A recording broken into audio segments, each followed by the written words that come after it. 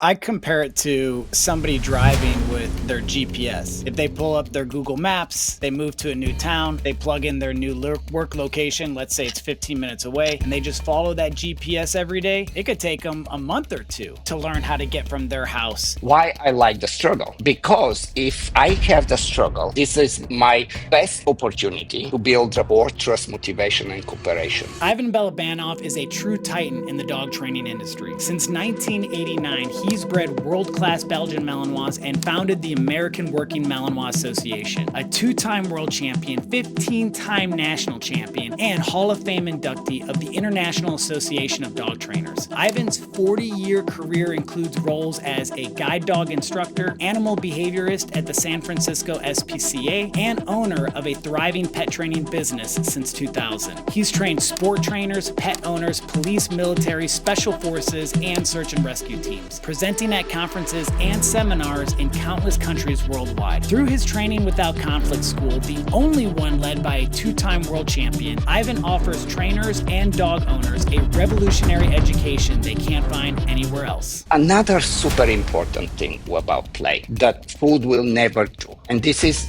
I don't even know how to go with this because Are there any sort of negative consequences that you've seen from perhaps doing too much luring? Because I'll do spins, I'll have the dog go through my legs, flip into the heel, and I do it. physiology changes emotion, and this is really, really special. And there is so much science. Let's go with the idea of don't name the behavior until it's meeting your standards, right? There was a lot of conflict because of that lack of communication. What are some of the ways, as I said earlier, that you've seen issues come up? But what training without conflict really stands for is, to me, it's very simple. It basically stands for the ability of a trainer.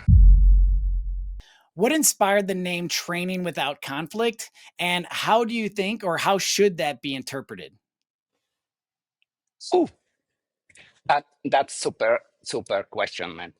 Um, Before I even answer it, I will tell you that there is so much confusion and conflict about the name. I really love the name. I will tell you a very funny story before I even get to explain what the name stands for.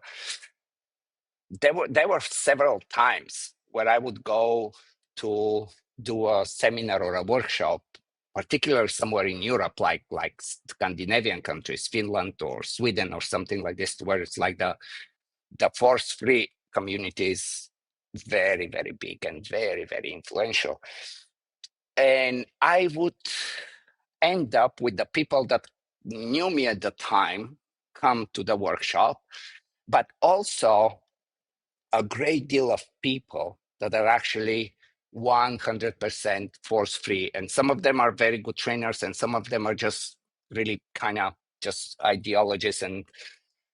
But they basically confuse the name without conflict. So that means without aversives or without whatever that you can make. You can see how the name is challenging in a lot of ways. So it was very interesting to see people coming to my workshops and seminars and being disappointed in the beginning of them and eventually starting to like it because they end up not yelling at their dogs. They think that yelling is it's a force free apparently. Anyway, so that was interesting. I got very, very early on the opportunity to interact with force-free trainers and like a hardcore force-free advocate trainers in my workshops. And at the moment, there would be a prong collar or whatever, and there will be a conversation. I love those times because when you have conversation, it's different than fighting on a keyboard. Like you it's like, hey, I mean, I can help you with your dog whichever way you want to. Trust me, I know that I can help. I'm seeing you, I know I can help you. I don't need nothing. I can just give you any advice and go in any directions you want. And so that was one interesting one. And then there was another one on the other spectrum, the other extreme, if you want, of like the balance trainers. And not so much whatever that balance goes along with, but like in the sport world, the high level sport world, there is always a place and time for some conflict. Because and we can talk later about this. And I fully agree with that, and I absolutely use some challenges, if you want to call it that way, in the training. But what training without conflict really stands for is, to me, it's very simple. It basically stands for the ability of a trainer to teach something without confusing the dog, without shutting down the dog. And when you confuse a dog, or the dog gets shut down and doesn't believe they can solve a puzzle, there is a conflict. And so when I'm talking about conflict, that's the conflict I talk about. But in the small scheme of things, resolving conflict is very beneficial for everybody, for you, for me, for any living species. If you can resolve it, you come out very strong. But there is places and time where you put conflict in a very planned setup. So yeah, that's really what training without conflict means. It's being being able to create a very good plan, regardless of what type of training you're doing, understanding that your training plan most likely is going to have some holes. And as you go along, you're going to have to be able to improvise and make sure that at the end of the tunnel, the dog sees the light, and the tunnel is not that long. Right. So that's really what training without conflict in a nutshell is about. It's basically learn how to teach, learn how to problem solve. And I can tell you something that probably is gonna just really fit in right into what training without conflict is, because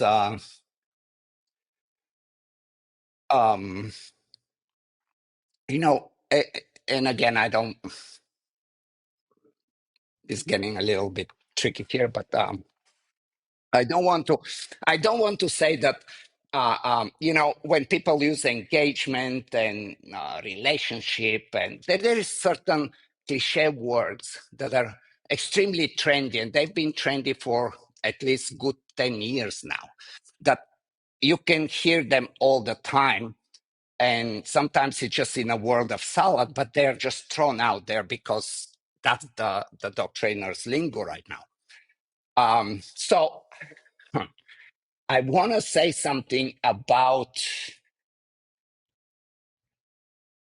trainer or owner and dog interaction without using these words. And for me, what is important, I call them the ingredients. I need to have a rapport with my dog. Everybody's going to say, duh, of course. Who wouldn't want a rapport?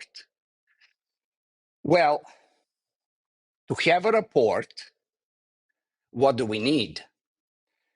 We need to have effective communication, and we need to have something very special, and that is conflict resolution skills. This is when things go sideways and how we go about it. Are we forgiving? Are we a good teacher? Are we losing our temper? What do we do when, how good we are in conflict resolution skills? if we're good, we're going to have rapport.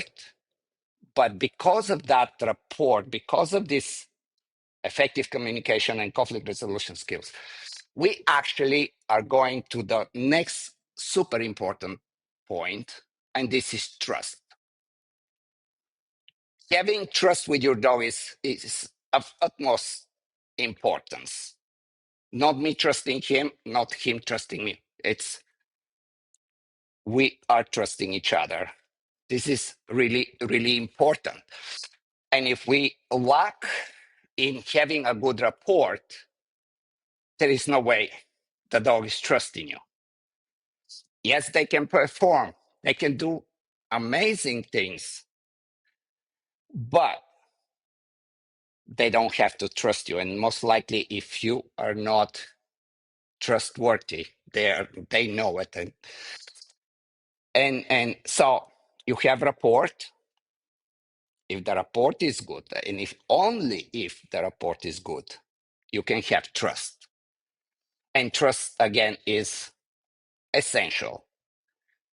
When you have trust, then the next ingredient, if you want to call it that way, would be motivation. When you have trust, you will have healthy motivation. When you don't have trust, you still have motivation, but it's not going along with you. I want that ball, but I want that ball for you, right? So there is what I call healthy motivation and unhealthy motivation. And to have that type of motivation that we all strive for, you need to have trust. And to have trust, you need to have a clear rapport that starts from day one. You build a rapport of who you are towards that dog. How good you are of explaining and communicating. How good you are of who you are when problems come up. As I said, the conflict resolution skills. So, rapport, trust, healthy motivation. Now, we need to have shared goals. And that goes to cooperation. And when we have cooperation, so let me break them back again. Rapport, trust, healthy motivation, and cooperation. That's all one would need to do insanely cool things with their dogs, regardless of being force-free, being balanced, being whatever you are. Because you will, again, when things go wrong, you know how to resolve them. When things go right, you know how to motivate. You have the cooperation. You have you have all the ingredients, as I call them. And the one last piece of it, if you want, that kind of doesn't quite fit in the ingredients, but it has to be mentioned. And that is the ethical consideration, like how far you're going, like, well, do you have to? Is there a better way, right? So that's when I think about what training without conflict is, and like if I start my at least one of my lessons with my classes with my students, that would be a part that we will go in very deep, so they understand that if you have these components,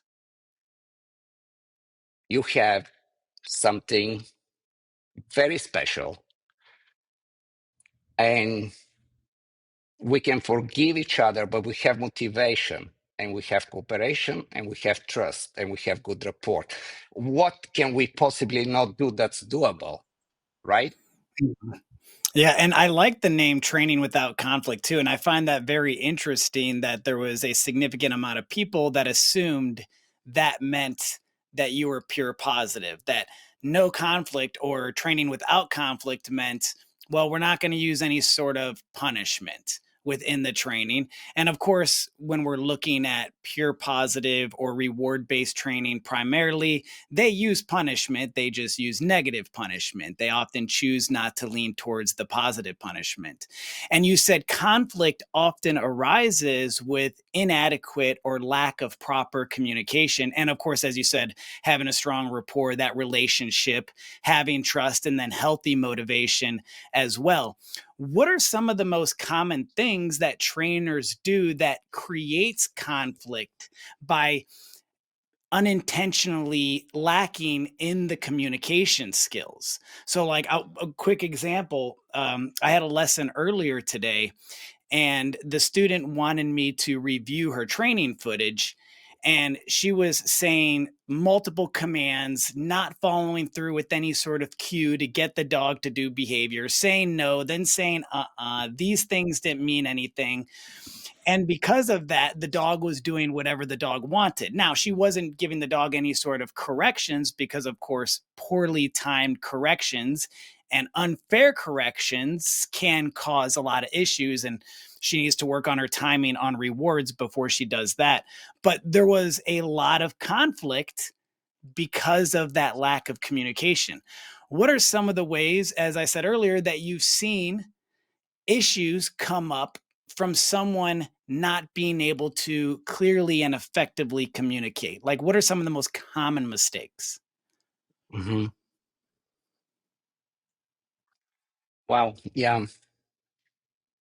it kind of makes me almost want to go back and repeat what we just mentioned about the rapport and trust and motivation cooperation, because there is that element of, again, when you have all that, you also have forgiveness and you have the motivation, the willingness to go on. So it's very interesting because like I will tell you, before I answer this, there is an interesting one that um, we talk about often, and that is when somebody doesn't, somebody meaning not a dog trainer, just a pet owner, when they have those ingredients and they're trying to teach something, it is amazing to watch. I was one, maybe a year ago or so, I was overseas working with some clients there, and they had trainers that are working with their dogs. They're kind of well-off people, and just for, because let me back up something here. I always believe, like I really firmly believe that we have a gift, or maybe it's not even a gift. I don't think it's even something that special. If we just become more grounded and reasonable, I think humans have a ways of connecting and communicating with dogs what we want. Maybe there is many sharp edges. Maybe things need to be ironed out. But it's interesting to watch when somebody is not a trainer, but there is those ingredients and there are mistakes that are happening. So for example, I'm like, okay, can you guys teach the dog to go on a, well, what you would typically, like in dog training lingo, would you say, teach him to go to a place, right? And I don't tell them what to do or how to do. And they're doing all sorts of crazy stuff. I mean, crazy stuff that I just, I'm like, okay, I have to jump in. I mean, I just have to. Like you know how difficult it is when you're a dog trainer and you see just things that in your head do not make sense whatsoever. But I'm like, no, but I created this scenario, this setup. Let's play it out. And so, for example, just to give you some ideas of what they were doing to teach a place, they would put the dog over there on a sit. They will come in front of the whatever that basket or dog bed and make a recall. So the dog basically comes on the top. And I'm like, okay, guys, but this is very cool, but what do you do next? Because remember, what I want is you're gonna stay here and you will send him there. I just can't help myself. I'm thinking this is not gonna work. Well, in 3 days, 3 people and 3 dogs, they all made it to the end. Was there struggle? For sure. I have it 3 days of video that I have so much video footage that I don't know when I'm gonna put things together. But at least for my school, I kind of try to put some snippets of important stuff. But my point is, I think you and probably the listeners are already getting my point that when we have the rapport, the trust, the motivation, the cooperation, we can screw up. We don't know what to do. And guess what? The dog also knows, dude, you have no idea what you're trying to make me do. But I'm going along with you because I trust you and because it's a puzzle and let's go. So it's very cool in this way. Now, let me see how I bring that all the way back to your question. Excuse me. I think, you know, communication, markers, signals, basically whatever you want to call it. Like I call it for a very specific reasons, signals instead of markers, but that's a very different topic. But basically, when we're talking about feedback, because that's kind of what it is ultimately. When I first start to teach, if it's a dog, well, whatever kind of dog it will be, but if I start teaching a dog, I will be very, very rigid as far as, well, that's your approval, that's your disapproval, that's your release, that's your punishment, and so on and so on. That's your okay, are you ready? Whatever, like as many cues as you want to do or as little as you need to. Eventually, though, something that I very firmly believe in, communication, it's what is communication? What kind of feedback we give to each other? It's a language, like it or not, but we are talking to each other, or at least I'm talking to the dog, but the dog understands what I'm talking about, right? And there was a time when I would do some workshop or seminar, and everybody is watching and it's silent. It's like, you didn't say good, or you didn't release it, or you didn't. And I'm like, no, I didn't. But didn't I? Because I know I did. My dog knows what I did, but nobody else does. Why? Because I believe that there is a certain place where language actually expands. Think of, again, I mean, I come from Eastern Europe, from Bulgaria. I lived in Belgium. I lived, I've been married to a German woman, Polish right now. Like I know how languages work. Imagine a lesson of, hello, my name is Ivan. I am 20 years old, and what's your name? Hello, nice to meet you. It's the basic language model to learn. At least it was back then. But once you get that, you can stay there, or you can accept the fact that you know each other, and you can say free or okay or or whatever you want, because we know each other at this point. I mean, think about it. How many ways somebody can call their dog to come if the dog is paying attention to them? right? Plenty of ways. Yeah, multiple Right, ways. right. So I think that I don't want to, you know, take away the importance of the beginning of having structured cues. But there is a place and time that I think this can evolve, and we don't need to be so rigid. When sometimes when I watch trainers, and it's like, man, you didn't. It's like he didn't have to. I mean, he can just wink, like the.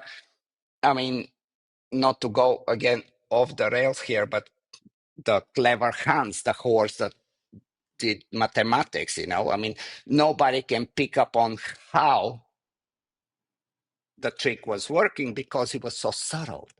Hmm. I know what you're Because talking that, about. Yeah. right, the owner of the horse would be behind and would tell him how many times to stop and when to stop and so on. So language, I think it's important for us to kind of open our minds and understand that it's super, super important to start somewhere.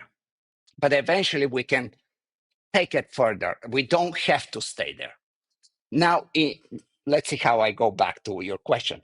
In your question, basically, what you're saying is the person doesn't have that fundamental understanding of how feedback are given, and does the dog understands the feedback, Right, right? like they're sending mixed signals. So if you were watching the human train, you would be thinking to yourself, "Well, I don't even know what the words mean, what you're saying, because none of them are consistent with predicting something that the dog can learn and pick up on." And that, what I was saying to build on the name of your school, was it creates conflict. And the conflict may not even be the conflict from the dog. It could be the conflict of the frustration of the owner not getting the results that they think they should be getting because they're putting in the time. But there's mixed signals. And I do want to say one other thing too that came up while you were talking is the evolution of a dog trainer. If we think about a dog trainer who's just starting out, when we learn, especially if we're learning online, a lot of the information, in order for it to be effective, I think needs to be very black and white for someone new. But as they evolve, then they start to see the gray areas and how they can adjust. And an example that I thought of while you were telling me your story, where you're doing the seminar and someone said you didn't say yes, or you didn't reward or mark or something like that. Well, in the beginning, we say, okay, when the dog does a behavior, you want to mark it with the condition reinforcer that predicts the reward event. The dog repeats the behavior that predicts the marker. But really, 100%. right, if we're using a marker and we think about the reasons why we use it, okay, to bridge the gap between the behavior and the consequence, to pinpoint fine details in training, to release and reward simultaneously. But if the dog's looking at me, and as you said, there's a strong rapport, there's trust, there's healthy motivation, there's focus, and you don't mark a behavior, but you move to get a reward, or you move to grab the toy, or as you said, you give the dog a wink. They pick up on these signals, and you're still teaching the dog incredibly effective, but you're not doing it this exact black and white way because you know it at a much deeper level than someone who's just starting out. Or You someone who's got it. brand new, they're like every behavior, mark and reward, mark and reward, mark and reward. It's like, well, we don't have to mark every time. Sometimes we do, sometimes we don't. And I'm sure there's plenty of other examples that could build on that. But I think that's what happens with someone early on. And as we continue to evolve, because I still consider myself evolving, I've only been doing this for about 13 years, and I'm constantly learning new things. And I'll pick up something, I'm like, I can't believe for the past 13 years, I've been doing that in a way that's less effective had I known that prior. But maybe I wasn't ready for the information. And it Yeah. came to me when I was ready for it, perhaps. No, that's again also very true thing, and that goes for it should go for everybody, including somebody like me that's I don't know how whatever the accomplishments and whatever. I mean, like there is no yeah, like of course we have to continue on. There is always something more. Like really, there is always something more. I mean, I'm off onto some crazy trips right now in my head, and maybe if we have time, we go into that later. But um, um, you know, the reason I brought those trainers, I mean, not trainers, the people that I was trying to teach them to go to place. Sometimes for a teacher is a very, I mean, we know, like I, you have, like, you go back to your childhood. Anybody goes back into their childhood. There is a classes that you like to go to, and there are classes that you did not. And they don't necessarily have to be where your talents were. It's just about how captivating the teacher was. But what does it mean to be captivating? He had rapport, he built trust, he created motivation, he created cooperation, he created conversation, he intrigued you. Even it was something that you didn't care about. And there was conflict resolution still, there was pain. So to say something interesting for everybody that is teaching pet owners, sometimes uh, um, it's very cool to allow them to struggle within some limits, right? Mhm. Because sometimes, specifically when both parties recognize that they're trying to get something out of that situation, of that puzzle, but the dog doesn't get it and the teacher is not capable, but there is this struggle that I call. And some really beautiful things come out of that. Um, and often the dog trainer wants to have that rigid, it's like, no, this is exactly the moment that you missed already, that you just should have said good boy, or you should have clicked, or you should have something, right? I suggest that trainers become a little more patient and observant and see how things roll. Because there is always a time for the trainer to give very constructive feedback when they really need it. But make sure that they really need it. Because sometimes one struggle leads to finding a way ultimately how to for us to communicate in a long run. But as you said, there has to be some limits. It cannot go off the rails. And for that reason, yes, we need to start with some structure. It is the easiest way.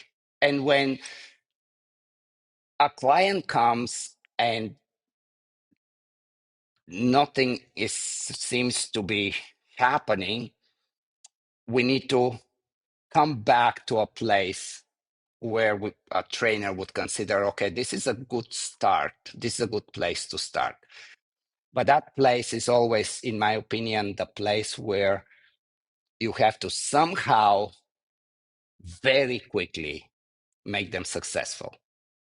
So whatever task we pick, we have to make them click, if you want to think that way. And now they have motivation, both of them, the dog and the owner, right? But yeah, I almost lost the whole question that you have because it's such an interesting topic in my head. Mhm. Um, Well, it sounds like when you're talking about teaching students of yours how to effectively teach and work with their clients and knowing when to jump in and help and knowing when to wait to let them figure it out.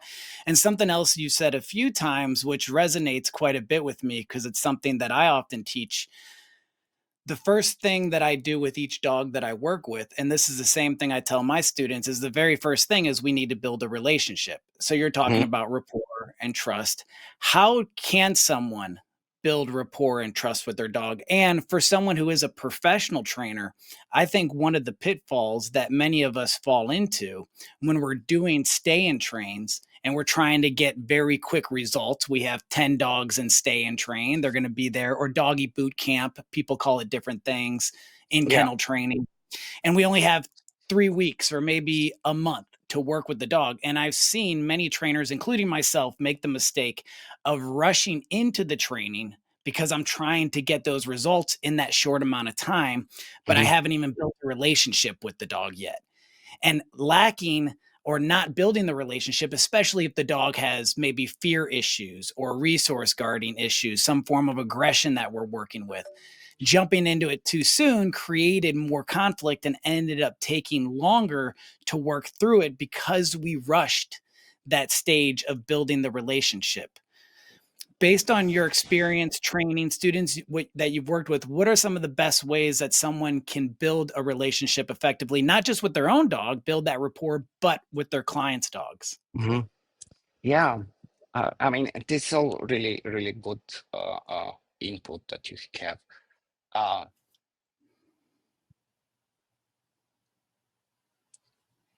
you know, I always kind of seem to take things out of context, but hopefully it comes back and really start to make sense.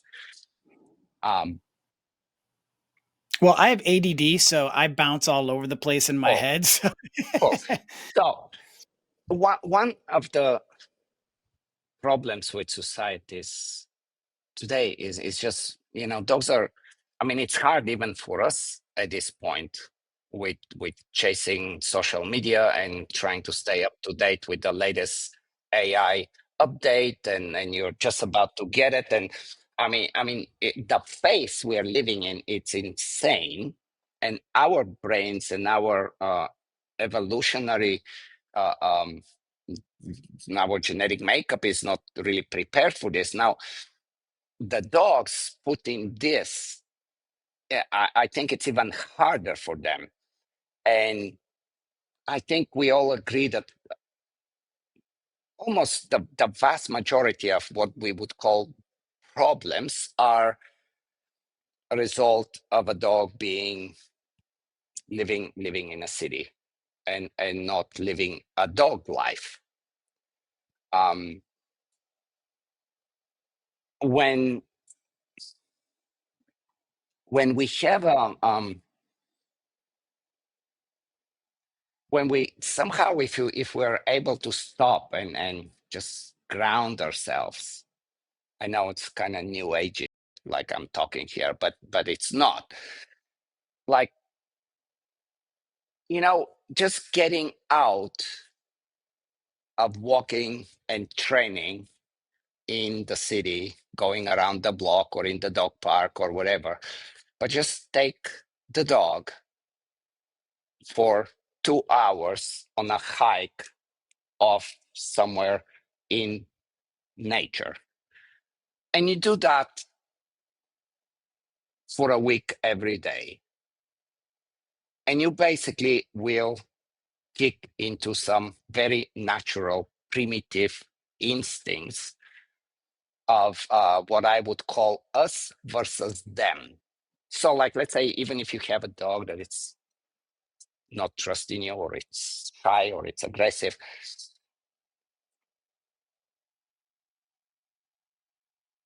both of dogs and humans, we are social, and we have pack mentality. So even when two don't like each other, there are very easy ways to convince to like each other and to basically team up. And to team up, you need to team up against something else. And it's a very interesting, and you know like you take a dog on a walk, they don't want to stay close to you, of course.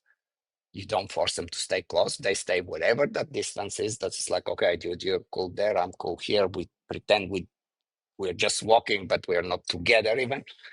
But then, I don't know, something in distance, some branch falls down, or some bird flies out, or something makes attraction. And the dog goes, and I go. And what just happened? We just teamed up against something else. Stuff like that is very, very cool to build rapport, trust, motivation, cooperation, because you need to kind of, there is many different ways. Of course, one way is to say, no, you're going to heal, or I'm going to just throw treats this way and this way, and you're going to be, I'm not going to pretend that I'm not there, but you will pretend that I'm not here. And it seems like, the different scenarios. But there is a true, very genuine ways using evolutionary psychology and instincts to create this. This is like there is so much studies and so many things, and but this is the first place where you want to start. If you, in my opinion, if anybody wants to build relationship or whatever we want to call it, as I said, that they're feeding a dog. To me, it's not, and that's going to be extremely controversial, and I stand by what I say. Feeding a dog, no matter if you feed them from a dish or you feed them as it's working or whatever it is, but feeding is not what builds rapport, trust, motivation, and cooperation. I give everybody something to think about, because I know a lot of people understand, or should I say, they know that I am not the biggest fan and proponent of training with food, which is not quite the truth. Food can have place in training. So let's think of when we compare food versus play. And let's think of something very more of a structural kind of, not necessarily an aggression problem, because that goes to a very different conversation. We need to really dissect a lot of different things before we ever start to write a prescription there. But what happens when you have a young puppy and you start training with food? And what I mean by you, I don't mean you, I'm just talking universally. We eliminate the initial struggle, if you want to call it that way. And basically, of course, I'm exaggerated, but anyone, even people that don't have the skills, can get a dog with no training to do handful of different behaviors instantly by luring with a treat. Right? Does it work? Of course it works, at least to some extent, in my opinion. But at that stage, the beginning, we can at least, I hope we can agree that the dog doesn't have any idea what it's really doing besides being mesmerized and chasing the food lure. Yeah. So from the person from a side, that puppy is doing a sit, a stand, attention, healing, and so on. But when we flip it around from in the dog's world, the puppy will say, yeah, I'm chasing the lure. That's all I'm doing. So I could argue, I could say food creates performance, but not understanding, or not yet. It's on a surface level very quick. I compare it to somebody driving with their GPS. If they pull up their Google Maps, they move to a new town, they plug in their new work location, let's say it's 15 minutes away, and they just follow that GPS every day, it could take them a month or two to learn how to get from their house to the workplace, because what are they doing when they're driving? They're listening to a podcast, they're listening to music, they're on a phone call, perhaps. They're not paying. Oh, there's my turn. Oh, there's my turn. But if we go back before we had the GPS, even before TomTom, what did you have to do? You had to go on the map, find where it was, plan it out, remember the streets, remember the location, and then you really had to pay attention while you drove. And in a matter of a day or two, you already knew how to get from point A to point B. And in my training experience, because I've done, And there I is a mean, struggle. Sorry to interrupt, but no, you're good. if you have to drive without the GPS, you're gonna make a wrong turn. You're gonna you're gonna be like, oh, I could have, right? But there is a value to that. Go on. And so you'll end up learning how to get from point A to point B, but it will take significantly longer. Now, I compare, um, as I said, that to luring. And then if we're training, let's say we're doing escape training, we're using some kind of pressure like leash pressure. So I can tell the dog down, and then I use leash pressure to cue the dog into the down position. And then if I want, enter the dog into a reward event or release the dog, that dog will tend to learn faster than the dog that I used purely reward based and I'm luring into each position. And then the dog that even learns faster is the dog that is learning through avoidance training, where I tell the dog sit and I correct them into the sit position, or down and I correct the dog into the down position, because for that dog, there's way more pressure and consequences for them being wrong. So they learn much faster. And that was a lot of the foundational training that I learned when I first started. And one of the issues that I had with it, though, Mhm. is when someone brand new, and there might be times where that sort of training could be useful depending on the circumstances. But for someone brand new, where they don't really have good timing, they're not great at delivering the reward to increase the dog's motivation, they're not really that good at reading the dog's body language. And what they end up doing, they end up overshadowing the command with the correction. The dog's not able to avoid the correction. So now they're getting corrected constantly. And that still takes them a long time because of the inadequacy of the trainer. But if we look at it and we say, here's a trainer that does this perfect, escape training. Here's a trainer that does avoidance perfect. So we'll say leash pressure or correction type training. And here's a training that does luring perfectly. I think the one that does the avoidance training is going to teach the dog fastest. But which one is most invested? Which one is most motivated by the training? Which one enjoys it more? That's I like where your head is, and I like where your challenges as far as dog training are, and it's very, very cool to actually have that conversation with you. I Um, appreciate that. I'll trust me, I'm getting to this, but let me finish this the lure comparing to other option first, and we are getting to avoidance if you want, or whatever it's called. I'll get there for sure. But so we said like food creates performance, but not quite understanding, at least not when we are in the fundamental beginner stages, acquisition stages. The acquisition stages with food are typically the priority is you chase the lure, and it's gonna look like you're doing tons of cool things that 3-year-old dogs cannot do, depending on how good you are with the lure. But even if you're not that good, you still will get the results. There is no doubt in my mind. My core point is that luring inserts food, and this is, again, it's going to challenge, and I think it's interesting and it's good for us to challenge each other's ideas.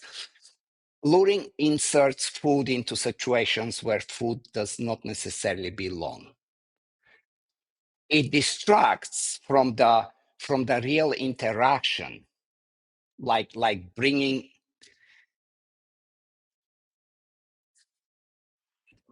someone to do what they would never naturally do for food. Like, let's say we're playing basketball, and I don't know, my friend just runs and just shoves a slice of pizza in your hand because you scored. It's like, dude, get the fuck out. Um, Exaggeration.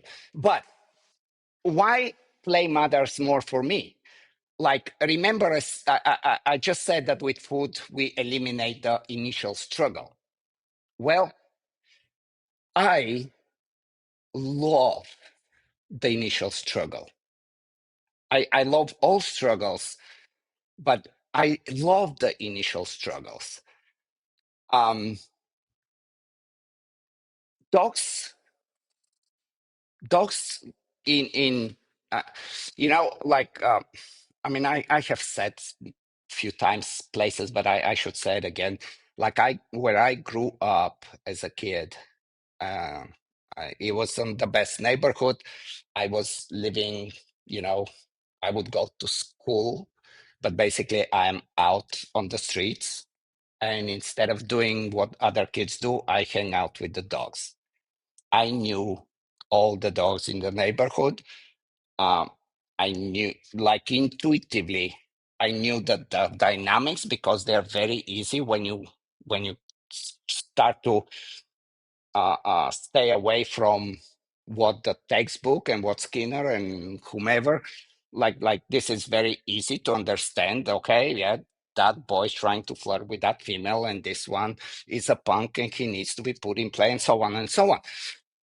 I know the dog's language is what I'm trying to say. I lived in Africa at some point. I was, I mean, I was so crazy that I would just go into a den, like let's say 10 feet tunnel where the mom has the puppies, and I have no idea if she's there or not, and I'm gonna see the puppies, But the point I want to make is that I believe that every natural interaction between dogs, it's either negative reinforcement or punishment. It's a combination. That's the interaction they have. There is pressure, release, conflict, and resolution. That's their genetic programming. So uh, um, saving, play for later when the dog already knows, the luring behaviors, it doesn't necessarily make sense to me. Um, that's what I think it's the dog's real world. Food can never tap into that kind of stuff. And as I said, that conflict and resolution, this is the name of the game. And when we talk about, I hope I will have an opportunity to get further to talk about games and stuff, because it will tie to this. But uh, um,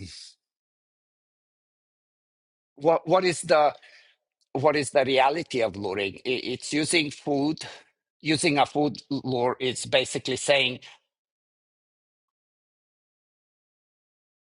I don't know if I should even say it, but it's basically really saying, I cannot communicate in any other way what I want you to do. So I have no choice, but I'm going to guide you with food because it's a quick, instant, it appears there is no struggle. And as I said, I like the struggle. Why I like the struggle? Because if I have the struggle, this is my best opportunity to build rapport, trust, motivation, and cooperation.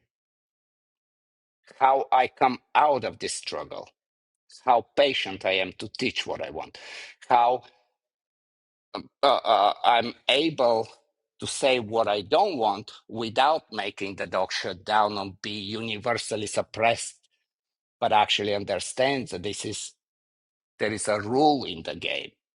And the rules, just like in any game, you break the rules, there are some consequences to that. But uh, um, there is another thing about, like, Okay, we're teaching the heel, right? Everybody does, right? I mean, I've done it sometimes just because 5 week, I mean, five, sorry, like let's say 8 week old puppy, or I don't know what the youngest is on YouTube, but there's some really young puppies that are doing healing, chasing food. To me, it does not make much sense. But what it really doesn't make much sense is that there is dogs that do this healing forever and ever and ever. And there is a very structured, and again, I am very keen on all different ways of learning because they're all interesting. Even when I don't agree with them, I make sure that I understand them. So I have uh, um, so I can talk about it, like it's very Mhm. different when you don't understand something and you're like, oh yeah, electric colors are bad. It's like, dude, you have no idea what electric color does or why or anything. So if we are teaching a dog to heal, what are we doing by the luring? We're creating the so-called muscle memory. And what is the muscle memory? Head up or head up, whichever your preference is, some prancing and staying right next to me because that's where the food comes. And then there is, I mean, there are quite a few different variations of how we start to reduce the food and how we win from the food and where it becomes an actual competition healing, if you want. Now,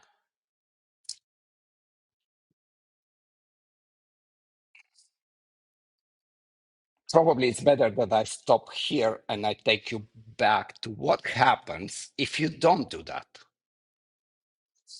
Well, dogs, like every other, at least mammal, like to look at your eyes because you can get some information about what's up through making eye contact. This is very fundamentally important. This is built in, this is baked in our DNA so much that once the dog science, you know, they finally realize that they can make a lot of money because there is billions of dogs, and it does make sense to pay attention because nobody wants to give grants and pay attention to research of, I don't know, geese or something. Dogs are far more interesting. So early 2000s, they did some studies that are studies which basically will tell you the obvious. And anybody that wants to see any of them, they're out on YouTube. On you can find them very easy. We can put links if you want, but they're easy to find. So one experiment that it was very cool to do. They put three people in chairs next to each other. One has a blindfold, one has a bucket on their head, and one has normal face, eyes open. Everybody has a treat in their fist. They let the dog in,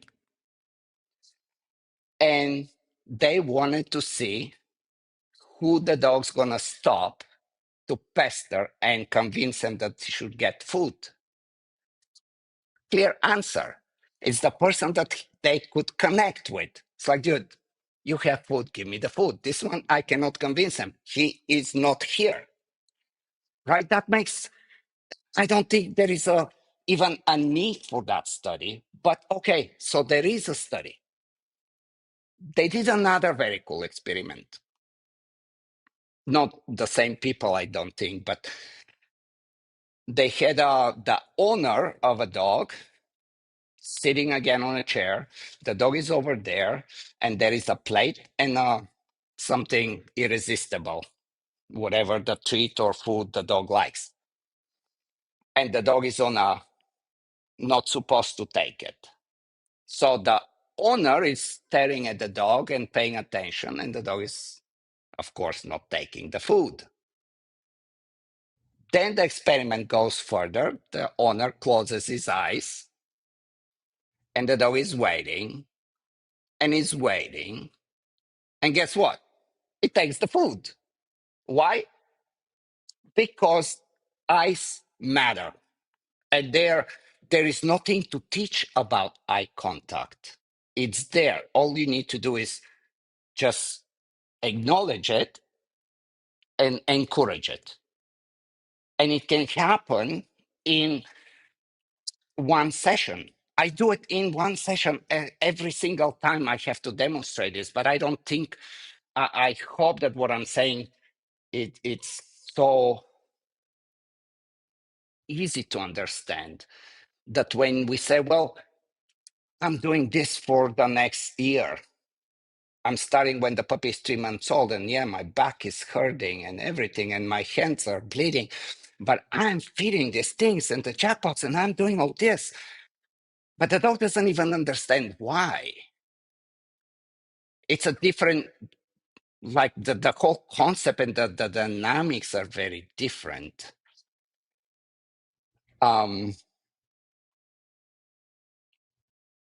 Now, I can take this to playing, and how play to me is so much more important than food luring a young puppy. While everybody is luring and doing positions and healing,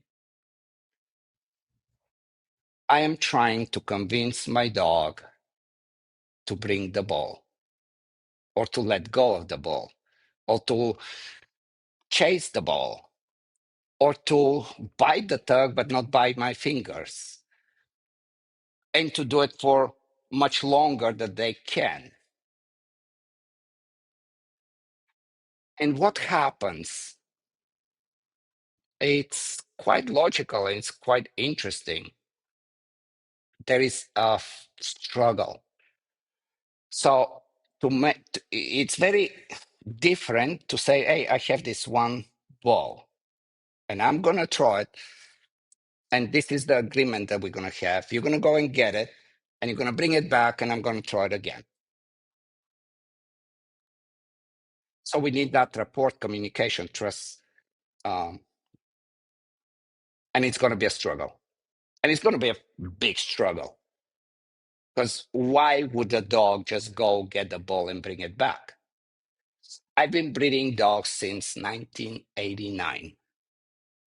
I also was, it's probably one of the oldest Malinois kennels on planet Earth that still is as strong as when we did. I worked at Guide Dogs for the Blind. They had their own breeding program of shepherds and Labradors in San Rafael in California. So I genuinely was very interested in genetics and breeding and selection and so on. And so play kind of came very naturally, because any mammals are very playful, at least when they're young. As they get older, some lose that playfulness. The best part, I think, and this is my kind of ultimate argument about the theory of how humans and dogs or wolves, how did it all happen way back then? And there were scavengers and so on, and they were hanging out, but I also think that maybe there was this one kid that also was throwing a bone, and the wolf, or the whatever we want to call it, kind of was bringing it back, and they came to that agreement, because it's really it's very special that dogs and humans don't lose the playfulness until they die, unless there is some pathological development or later trauma or whatever. But most other species, they're very playful in when they're young, and it kind of loses its sting. So again, I just wanted to make to emphasize that play is such a, it's so baked in us and in the dogs, but there is a struggle. But when you come out of that struggle, what do you have? You have cooperation. You're able to explain what an objective of a certain task is, what we're doing. It's kind of like me teaching you how, Nate, let's go play basketball. Well, here are the rules. You cannot hold and run like in football. You have to score. You have the 3 steps rule, and so on and so on. Now, the difference is that humans can instruct each other. Dogs cannot. Like with dogs, I cannot tell a dog, well, if you don't do that, or if you do, it comes from experience, and it's very important.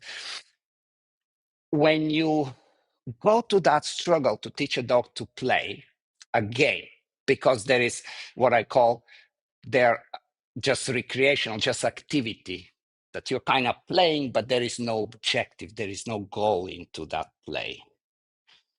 And there is games. Games have objective. And the moment there is objective, we need to have rules. And the moment we have rules, we always try to bend the rules and see what happens. So the puppy that I'm going to work with, I am tapping into, okay, these are the objectives of the game. These are the consequences of breaking the rules. This is the enjoyment of playing the game. I can go on and on as far as what gets built in, just as much as at that age, I am also building endurance. And what I mean by endurance, I'm not just talking about physical endurance, but physical endurance and mental endurance, they tie each other. They go along together. I know you sometimes mention jiu-jitsu and stuff like it, if mental or physical endurance lacks, fatigue's coming and everything goes downhill regardless of. Play teaches or builds focus. And that focus is to stay, basically to keep your attention on the same task for a long time. And at the same time, of course, build the physical endurance. But just the idea that you can work on that little guy, that they can stay focused on the same task for a long period of time and enjoy it and not burn out. What does that translate to? So if I see a dog in any workshop or any lesson that I'm going to have, when it comes down to competition stuff, I'm like, just go and play. I don't need to see your heel. I don't need to see nothing else. Just show me how many times he's going to bring the ball. Well, if he brings the ball 20 times, what am I expecting that he's going to do for that ball? How strong of a motivator that is to convince him to do all sorts of behaviors and amazing performances. Um,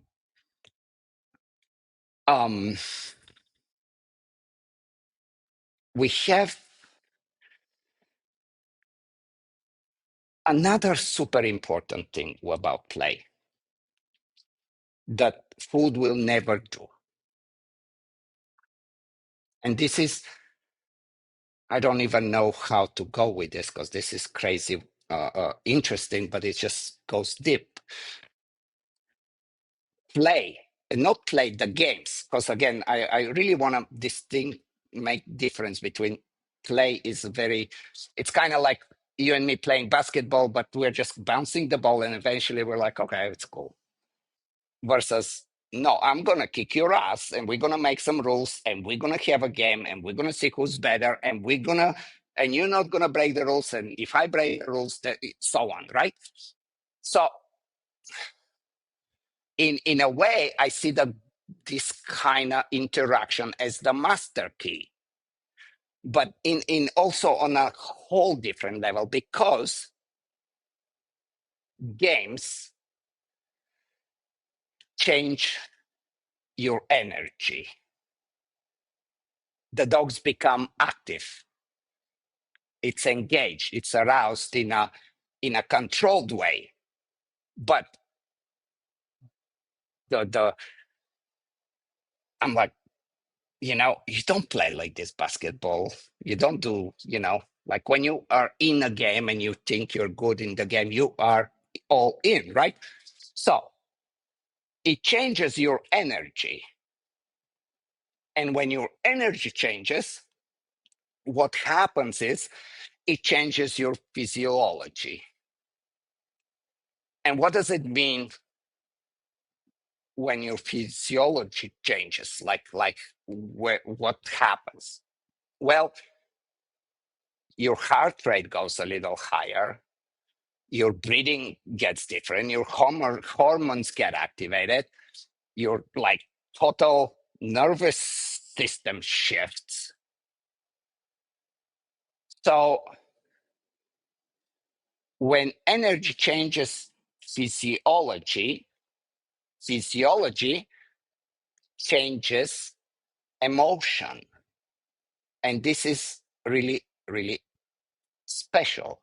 And there is so much science on this, but there is also so much hands-on experience on this. So let me say again, game will change energy, energy will change physiology, physiology will change emotions. And what that means is, you will feel different.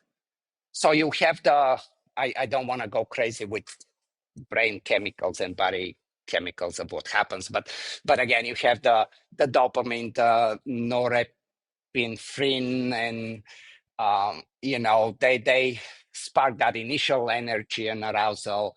Then you have the epinephrine and cortisol that kind of translate that energy in that physical redness of your body's like, okay, this is the game. Then you get, of course, back to the dopamine and serotonin and oxytocin, and it's just a explosion of good chemicals in your brain because of energy changing physiology and physiology changing emotion. Like when you think about your brain, it's this little black box that doesn't necessarily see or feel or do anything. It just gets data from your inputs from the outside and the inside. And we always think that, man, I'm going crazy here. This Hopefully. is great. I'm enjoying this conversation Okay. on play, because Okay. play is a really big part of what I do as well. I do want to talk a little bit more about the luring, and if there are any pitfalls that come from doing luring in the early stages as opposed to doing more play. Because when I get a brand new puppy, I do both. I do the luring and I do lots of play. But I also notice with puppies, depending on their play style, I have to adjust quite a bit to get what I want. And an example is the German Shepherd that I'm training, Maverick, really nice German Shepherd. When I had him as a puppy, he had a tendency to want the toy, but to possess it. So he would grab the toy and then he would want to run to his little bed and lay on it. I got the toy, I won. But of Yep. course, I wanted him to come back and engage with me. So, first thing I tried was once he took the toy, I ran away from him. I hid behind the couch and I'm looking at him. I'm trying to make it a game to where he wants to come back, and he would. But then if he came back and I wanted to go for the toy, he might turn his head because he's coming back. He wants to engage because I'm moving away, but he doesn't want me to grab or take the toy. But because he was more possessive, if I did get a hold of the toy, he would hold on to it. But then I also was considering if I make the play too difficult, then he really won't want to come back to me. And so I tried different techniques to get him to bring the toy back. And what I ended up doing that worked really well was I pretended like I didn't want him to make me grab the toy. So the game that I played was if he comes within distance, I have to grab the toy. And when I grab the toy, he has ultimate power over me. So wherever he moved his head, I act like I could not resist. And I'm like, whoa, and I'm flying this way and I'm flying that way. And he was really able to manipulate me.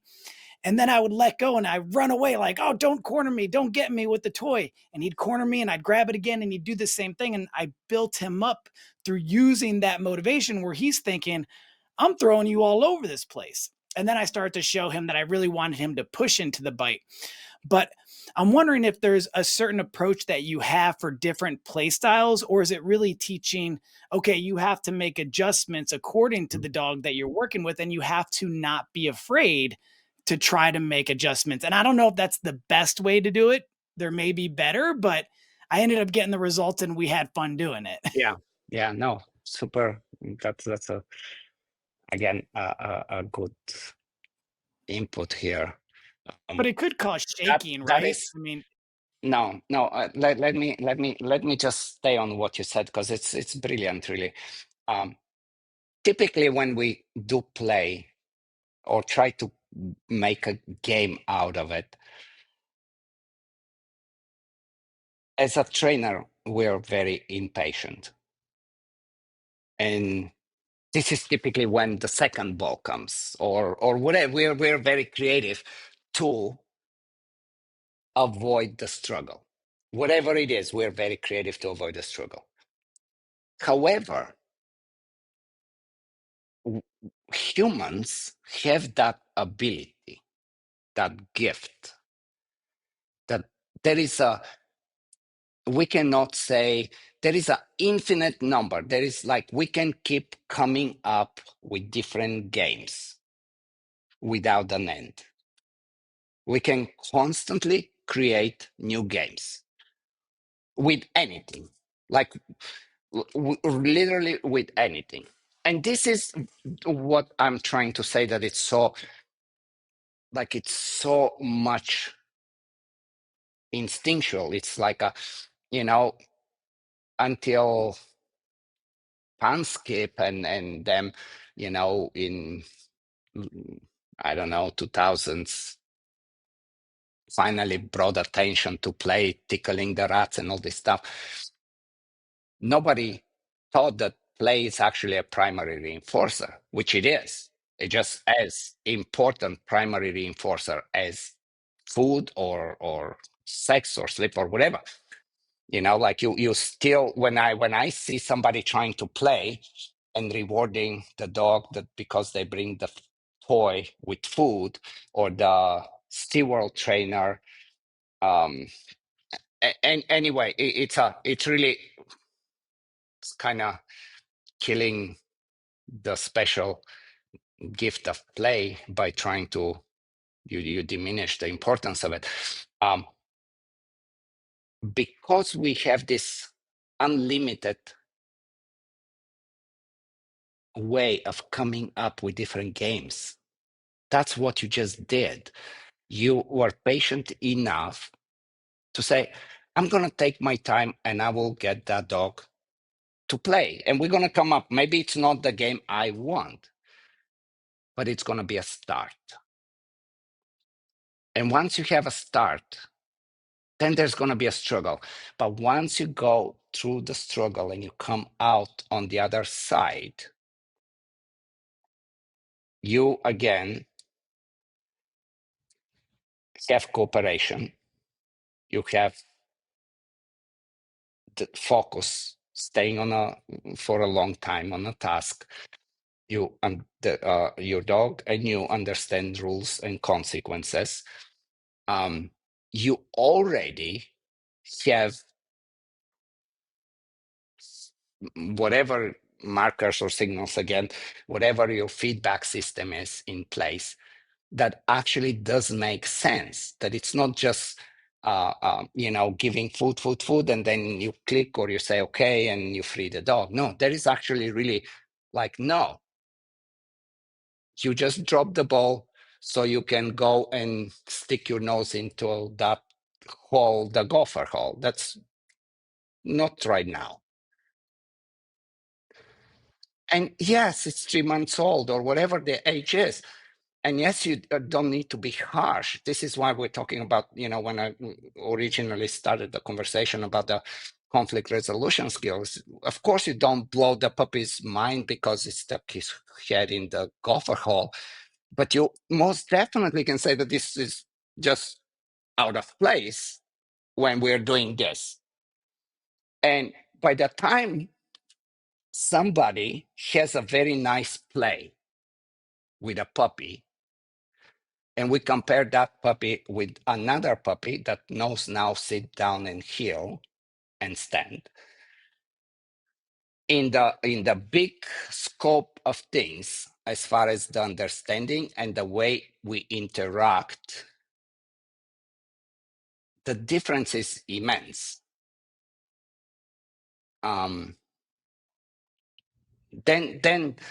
teaching sit or heel, they're very easy, as I said. You know,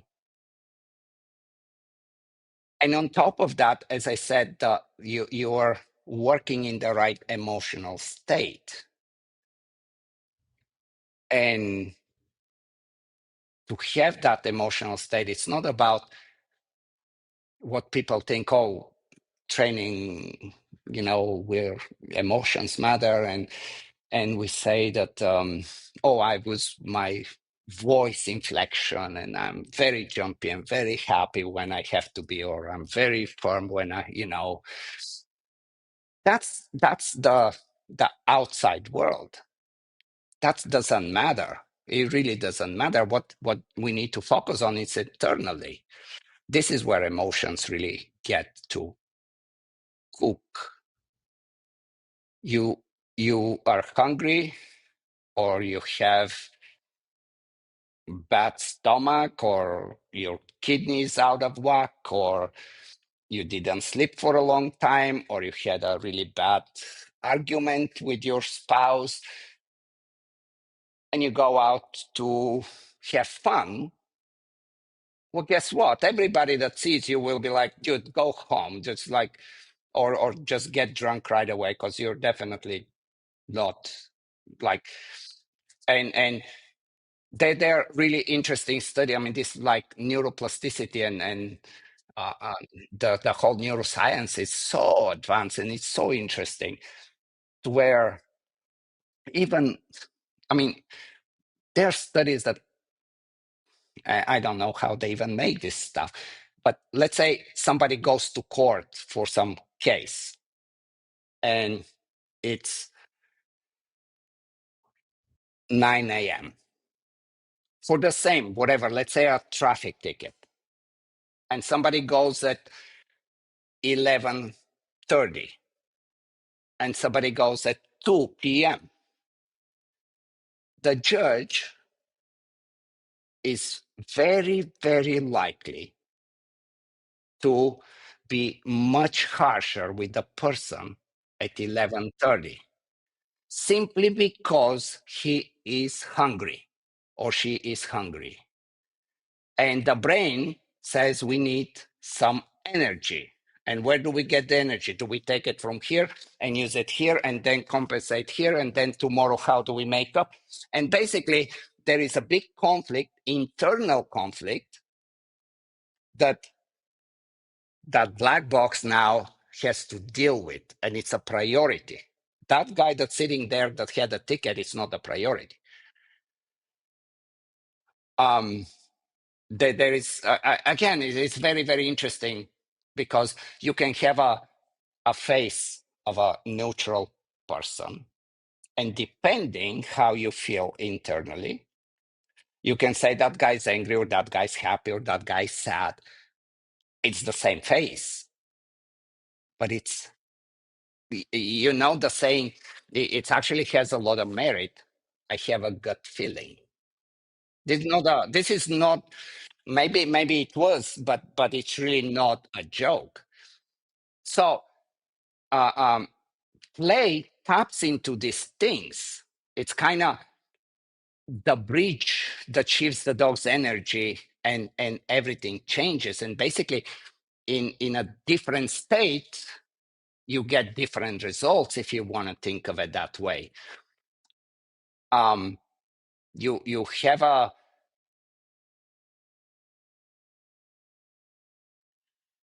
one. It's very easy, especially today. I mean, it's super easy to teach a dog to do sit or down or come or heel. It's much more interesting what kind of emotions gets attached to the behavior. And you touch those emotions not by who you are and how you act. Of course, that has some effect, but this is not the effect that you want, that you think it's critical. Like, it's far more important that that dog had a good sleep or had a good food. It doesn't have a bloody diarrhea or allergy skin when you're trying to teach him something. Why? Because that's a big internal conflict, and that brain is really struggling with how I'm gonna balance these checkbooks here. I'm gonna make this work. And I have a problem. And guess what? What I'm doing at the moment, it becomes the problem. Um, yeah, I don't It know. makes me think of this book that I read not too long ago because I find this stuff very fascinating as well, as far as how the brain works, how we process information. And kind of funny, the book is titled Remember. I don't remember the author though. Mm, But it's a really good book, and she breaks down how we learn, how we forget things, why we forget things. And she also talks about when people start getting a little older, they may forget something and then they think it's related to possible dementia. But they could have the same issue happen when they're younger, but because they're younger, they don't consider it something that could be a medical issue. And something, and there's things in this book that I was able to relate back to dog training. And one of them was, as far as the human mind goes, learning and retaining information, we have to have a sense of belonging. We have to have a sense of control. There's certain things that we need in order to effectively learn and retain information. And we yes. have what she talks about in the book, working memory. So the working memory is we're getting information right away, but if we don't take that information and plug it into the, I believe, hippocampus, then we'll forget it. So we have to intentionally remember. And then a big part of dog training is overshadowing. At least I think it's a big part of dog training because it's one of the most common mistakes. I preach about it all the time, and I still make that mistake because it's very natural for our physical movement to pair up with our verbal. And then I tell someone, let's say they're working on a command or perhaps a marker. They're trying to get the dog classically conditioned to a marker, charging the marker, engagement training, loading the marker, whatever. So they say the marker and they give the treat to the dog at the exact same time. And I tell them, well, if you're saying yes as you're handing it to the dog is focused on the food. It's not like the dog doesn't hear yes, it's just not relevant. It's the same thing if I'm having a conversation with somebody and I take my phone out of my pocket and I set it down, but I'm focused on this conversation and we start walking around and we're chatting. Maybe it's at someone's house or a party. And then I look in my pockets. I'm like, where the heck did I put my phone? Well, it's not that Hmm. I'm losing my memory. It's just that I wasn't paying attention to it when I set it down. And she also talks about when we learn things through humor or we learn things through play, we tend to retain it more. And I'm not sure if this was Yes. in the book. I do remember a study about a cat chasing a ball of yarn. And the author, or maybe it was a video, again, I don't remember where this came from, but it made a lot of sense to me, which was The person was like, "Do you think the cat was chasing the ball of yarn because they're chasing the ball of yarn?" No, that's training for when it's chasing the mouse. And I always looked at play in that sort of format. When we play, it's a form of training, but it's a fun way to train. Now, the question that I do have, sorry, I was just kind of, I think you would No, enjoy that, that's but good, interesting. Yes, for sure, for sure. No. So when I'm starting with a new dog, like I said, I do both. So I play more with dogs that I train than I do anything else. I love playing with dogs. It's the best part about having a dog, I think. But I also do a lot of luring. So the steps that I always follow is I build a relationship usually through play, spending time with the dog. I love the example that you gave of going on a few hikes with the dog. There's a lot of science behind that as well. If you do that with people too, you go on a walk with Yeah, somebody, it builds yeah. a strong connection. So I love that. And then I will do some basic engagement training, trying to load the marker. Then I will do some basic luring. So I lure the dog into a sit and a down and just get them to do the basic movements. I want to make sure I can get them to do those behaviors. And then I use the luring to teach leash pressure. So I'll lift up on the leash, the dog feels the pressure. Then I lure the dog into the sit, the dog sits, I turn off the pressure, I give him the food. So I present the problem as the pressure, but then I give the dog the solution by providing a pre established physical cue. Hmm. Once I have the leash pressure down, because I use leash pressure primarily for a backup plan. If the dog doesn't want to follow food, I can fall back on the lure or the leash pressure rather if I need to, or if I don't have a toy. And then I also use it for what I call teachable moments. This is how I teach stays and boundaries. So I'll have a marker that predicts negative reinforcement. Usually I'll use leash pressure. So like a dog breaks the stay, I'll go, and then I'll guide the dog back onto the stay. Once the dog's back on the stay, good dog, but no treat because I don't want them to break the stay to be placed back onto the stay to get the reward. And I do the same thing for boundaries. But once I unlock those things for my own dogs, I always go back and I do a lot of luring because I do enjoy it. And the question that I have is, since you do, it sounds like more with play than with luring, are there any sort of negative consequences that you've seen from perhaps doing too much luring? Because I'll do spins, I'll have the dog go through my legs, flip into the Yeah, heel, exactly. and I do it a bunch because I try to do what you said earlier is to build that muscle memory, get the dog moving into those positions and understand that physical relationship between them and myself as if we're doing a dance together. And then I start throwing in commands. And then once I get a dog performing mostly off of verbal, then I will usually introduce toys in with the train. Well, Nate, it's not. I don't know. Like I just don't want to sound as my ways are better. I like to think about things. I like to think about things. I'm definitely, I'm successful at what I do, and I bring a very different twist to things, and you know, like before I answer this, like when we talk about people, again, they would think, oh, well, I'm just attacking and disagreeing with everybody and my way or the highway and whatever. And it's like, I think there is interesting. It's an interesting thing. There is sometimes there are levels, even if you want to, and that's gonna sound cocky too. But let's say I've heard you talking about jujitsu, and martial arts are very interesting analogies. Even if somebody has never played around with, but let's say, two people, they can roll, and they both can be right in their approach of what's happening on the mat. But the black belt simply sees more options than the blue or the white belt ever will at the stage they are. They're doing, it's not that they're wrong or right. It's just that that's why they're levels. And that's why the black belt is like, yeah, I have at least 5 options right here. And you have maybe one, right? Um, um, so I don't think training is much different. And again, it's not about attack or something. I think if we all agree that if we all agree all the time, like the dog training, like the evolution of dog training just gonna stall, would just be plateau. I think it's important that we have conversation and not hide from this and you know, but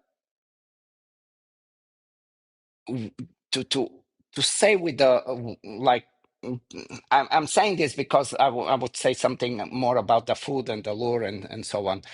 Um, I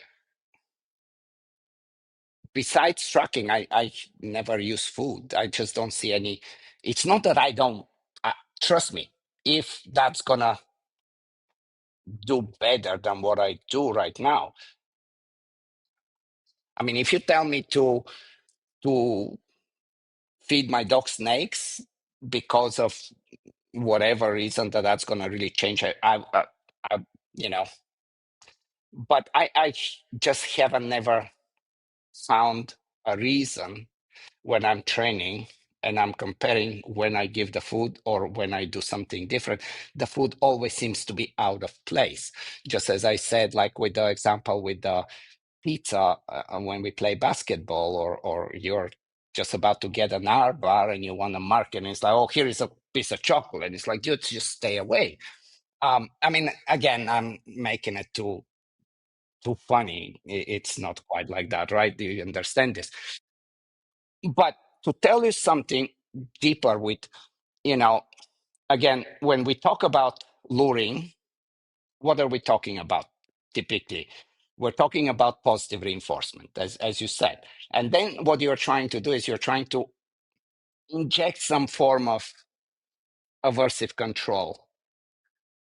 But and again, it's not you. This is just common practice. That we were very hesitant, and we're hesitant because of many reasons to to understand the beauty of aversive, the beauty of discomfort. So, especially in today's moment in time, where we have this whole pressure of force free, we feel that we have to, there's no other way, but we have to teach everything through positive reinforcement. And then what was the layer it with whatever, right? So the majority of trainers lean hard into positive reinforcement because it feels kind, it builds trust or whatever we want to say, and it does. However, dogs like us are wired for more than just a reward, a positive reinforcement. We are built, and when I mean we, I mean dogs and humans and many other species are built for challenges also. And studying or strictly using food for luring and reinforces misses what really could fire the dog up.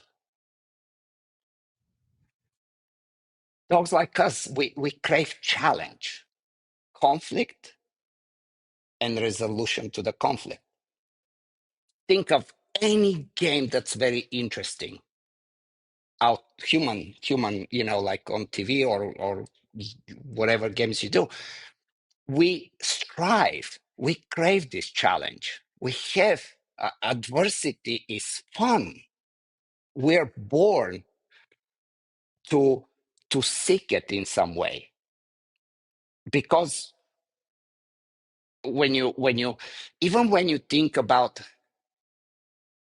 on survival level, what is more important, to eat or to avoid the adversity or to overcome the adversity of whatever it is.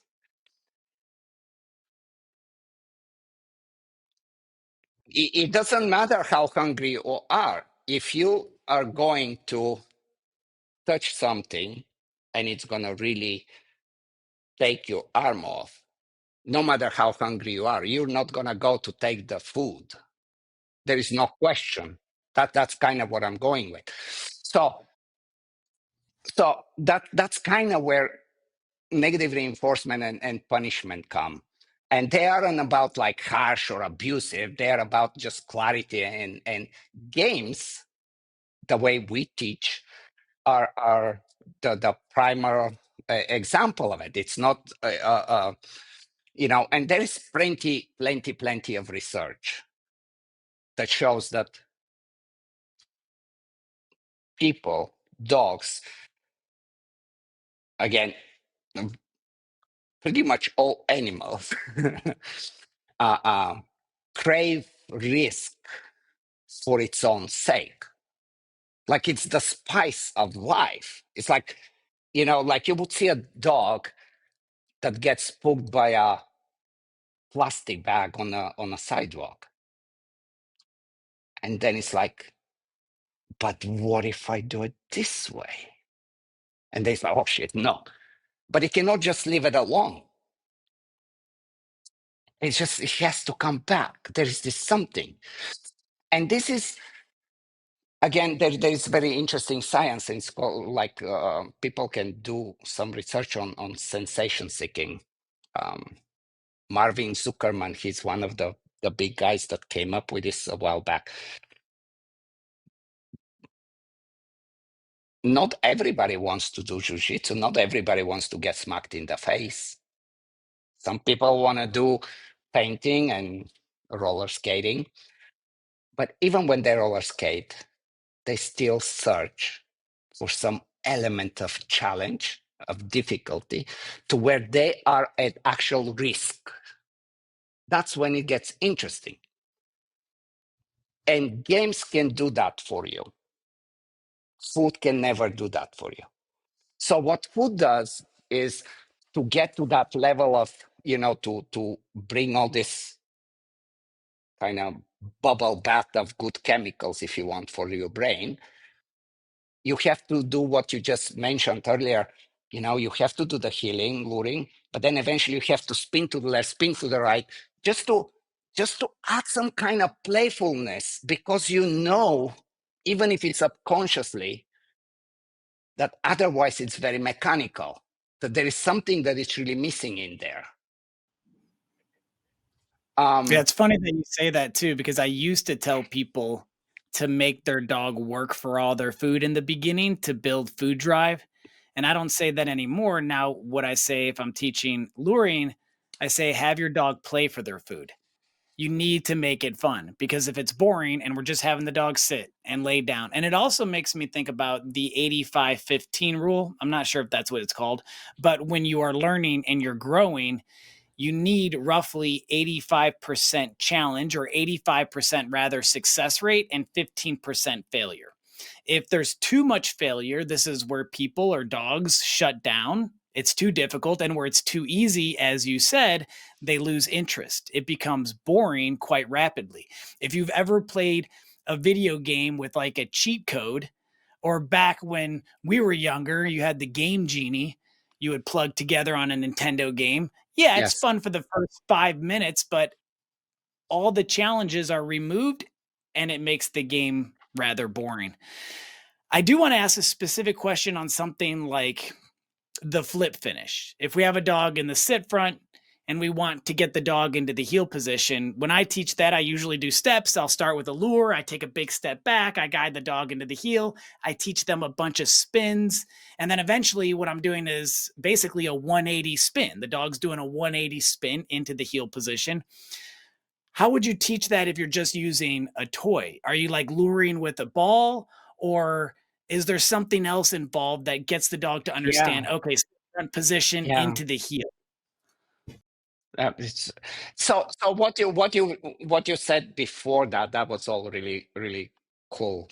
Now to go back to the flip finish and any other behavior. As an example, yeah. You're right, because it really is an example, I think. Um, there is the kind of notion of, okay, well, we do food and then we bring the toy, so we make it more explicit and more animated and so on. The reason this typically is done is because if you bring a toy and you don't have control of the dog, it becomes a chaos. So anything you're trying to teach, it's just going sideways. And that's where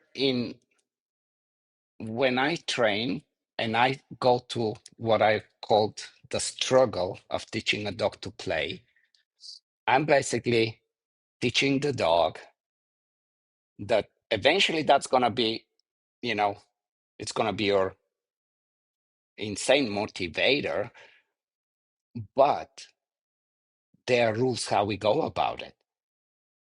And you understand the rules and I understand the rules. So that struggle in teaching a little puppy how to bring the ball and how not to go away, how to give it back, and or how to play what I call the possession games, and you win or I win. And as you said, like there has to be, you cannot be one-sided. It never will be interesting. It never, because we don't have the challenge. Challenge is critical, right? So by the time I would teach a flip finish, my dog is not losing its mind and becomes out of control, aroused as hell, to where I cannot even stop him from whining or salivating or bulging eyes or whatever. That's not, that will never be any of my dogs. But they will be extremely highly motivated. And we have reached that level of the ability that we, like again, imagine the very serious struggle of teaching him how to play with me. Eventually the struggles get easier and easier. And eventually there are no struggles. You only have to use the toy or a game when there are no struggles, if you're going to use it as a reward at some point. But when you do a lot of luring and you all of a sudden say, okay, well, now I'm going to bring the ball, well, you're going to have some work to do, right? You're going to have, there's like, okay, well, now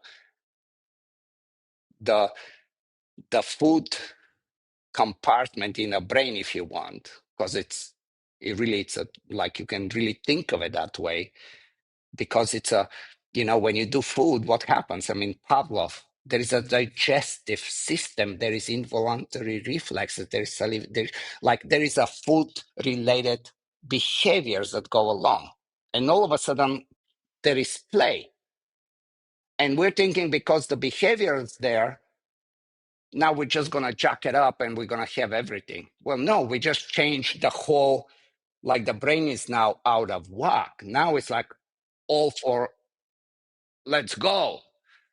There is no rules. And that's kind of one of the reasons I believe that trainers, because they don't really appreciate the value of the struggle of play in the beginning, and the food comes as this instant success. You're instantly like, I mean, yeah. But that's kind of where it is. So for me, this is not really a problem, because this is all sorted out. This is like way back in the past. We had that struggle. That's not the struggle no more. It just, my value of reward is very different, but I have cooperation. Definitely. Um, And are there issues though? Because when you started talking about bringing out the toy and you described what I've seen lots of dogs do. The trainer is using a toy as a primary reinforcer. The dog is so amped up that we're getting that vocalization, sometimes the whining because the dog really wants it. I've seen that quite a bit with German Shepherds, or they'll start to bark because they want the toy. Of course, I've seen that with Malinois as well. And maybe they've been rewarded for that in the past, or maybe the dog implemented negative reinforcement on the human. I'm going to bark at you until you give me the toy. Once you give me the toy, I'll stop barking. There you go. I did negative reinforcement. Yes, yes. So let me. This is a very good one, and I always talk about this because it's an important thing to talk about. Toy, again, it's that bubble bath of emotions, good, feeling good, like let's go crazy. But there are no rules. There is no cooperation. There is no. It just goes off the roof and goes sideways. So, but let's say the dog does something very nice in the work phase, and you decide to reward it with a toy, and you reward, and you try to play. And now, the moment you try to play, humans kind of predictable being. So the dog starts to be like, okay, we played long enough. Now the out's gonna come. And they start to whine and they start to be like, oh, now this thing's coming. So from working and being in one mindset, the reward comes and the emotions and everything just goes in higher. But then it's kind of like this roller coaster of the anticipation of the conflict of an out, for example. And from the highest place, now we're like, ooh, and now we get the little fight because we don't have good communication cooperation. We get the out, and now the dog is no more even here anymore. Now he's down somewhere here. Now the handler has to act like a clown, trying to bring the dog at least back up here. Then the dog gets here, it gets rewarded, it goes up here, and it comes down again. And now it's so it's really this roller coaster of emotion. And this is very counterproductive. This is not how we would use game. The idea of game is when you have the working phase and the dog has certain emotion, if you're gonna reward and if it's gonna go higher, which sometimes it doesn't even need to go higher because the dog has learned to stay in a different state of mind, that it's already very high. But let's say it goes higher. When we go back to work, the idea of the mastery of a game is to be able to stay here and go into work again. And if you ever end up going down, play is the thing that's going to instantly bring you back. But as long as we have not gone through the struggles of sort out that, again, going way back into the very beginning of the conversation, that conflict resolution skill. If you, as a trainer, if I suck at that, I'm going to constantly be in this roller coaster. And at that point, I would agree with anybody that food is a better option. I don't know if I make sense on this. I sometimes Perfect get sense. too And excited. what I'm thinking about with the roller coaster, I get excited about this stuff too. I think about dog training at a psychotic level. I think about it all the time. And I'm currently Good. writing my second book on it, and the book that I'm writing right now, because I wanted to be able to express all the different things that I've learned within dog training since I started back in 2012. And I feel like I had a very fortunate career so far because my first mentor was Tom Rose, and love the guy. I think he's amazing. And then my next mentor was Dave Van Garderen, who's also really quite an exceptional trainer. And then I was invited back to be an instructor at the school and so on. But anyway, so I wanted to be able to share these experiences. So I thought a really interesting way to do that would be to write essentially my memoirs as a dog trainer. So the book starts in 2012 when I decided to become a trainer, and then it's going to end at local time but not local time, but you get what I'm saying, current Sure, sure, time in sure. yeah, right. But anyways, I think about this stuff all the time because I always want to know why we're doing certain things and what it means. One of the things I tell my students that I work with is I tell them to never be the chauffeur. And if you never heard this story before, I don't think it's based on a true story, but it has a good lesson within the story. So Einstein was going around and he was giving a bunch of presentations, hundreds of them, and he had a chauffeur with him. And one day the chauffeur noticed that Einstein was getting pretty burnt out. He was exhausted and he says, "Hey, I can tell you need a break. How about tomorrow? I will dress up like Einstein. You dress up as the chauffeur. You hang out in the crowd, have a cocktail, relax. I'll go on stage and give the presentation. I've heard you give it hundreds of times. I could do it verbatim." And Einstein liked that idea. So he said, "Great, you can give the presentation tomorrow." So the chauffeur gives the presentation. He checks all the boxes, hits every bullet point. He does it beautifully. At the very end of the presentation, somebody stands up and asks him a question that he doesn't know the answer. And he says, "That's such a basic question. Even my chauffeur can answer it." And then Einstein stands up and answers it. And Charlie Munger, he took it a step further. He's that really wealthy billionaire. He passed away recently, Yes. up there with Warren Buffett. He said there's two different types of knowledge. There's the chauffeur, the person who's heard the information and can repeat it, but doesn't truly understand it. And then there's the version like the Einstein. You really know it, you study it constantly. And when you don't know something, you want to find out more about it. And so when I'm mentoring new trainers, I tell them don't be the chauffeur. Don't say something if you don't understand what you're saying and what you're trying to teach the person, because then there's going to be issues when they ask questions that you don't know the answer to and you don't have Einstein there to provide the answer for you. So I'm always trying to think about these things. And some of the stuff you brought up earlier too had me thinking with the black belt analogy or the jujitsu analogy, which I think is really fascinating. Have you ever trained jujitsu?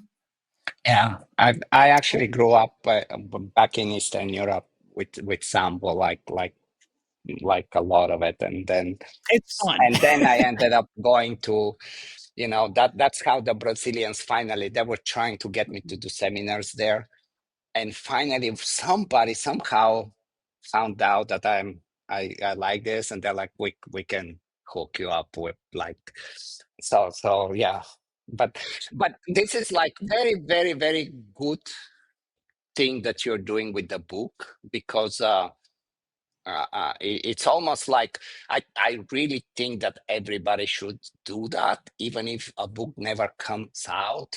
Like I probably, if I, of course, I have like different cornerstones in my Mhm. evolution of who I am and how I got there.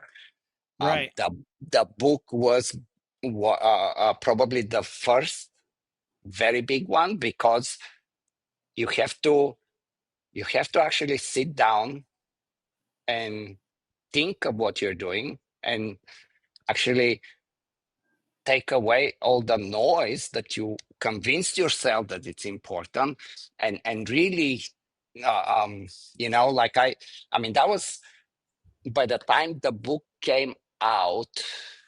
I don't know, it was 1998 or something. The Advanced Schutzhund book is I'm Mhm. talking. um I read it in 2013.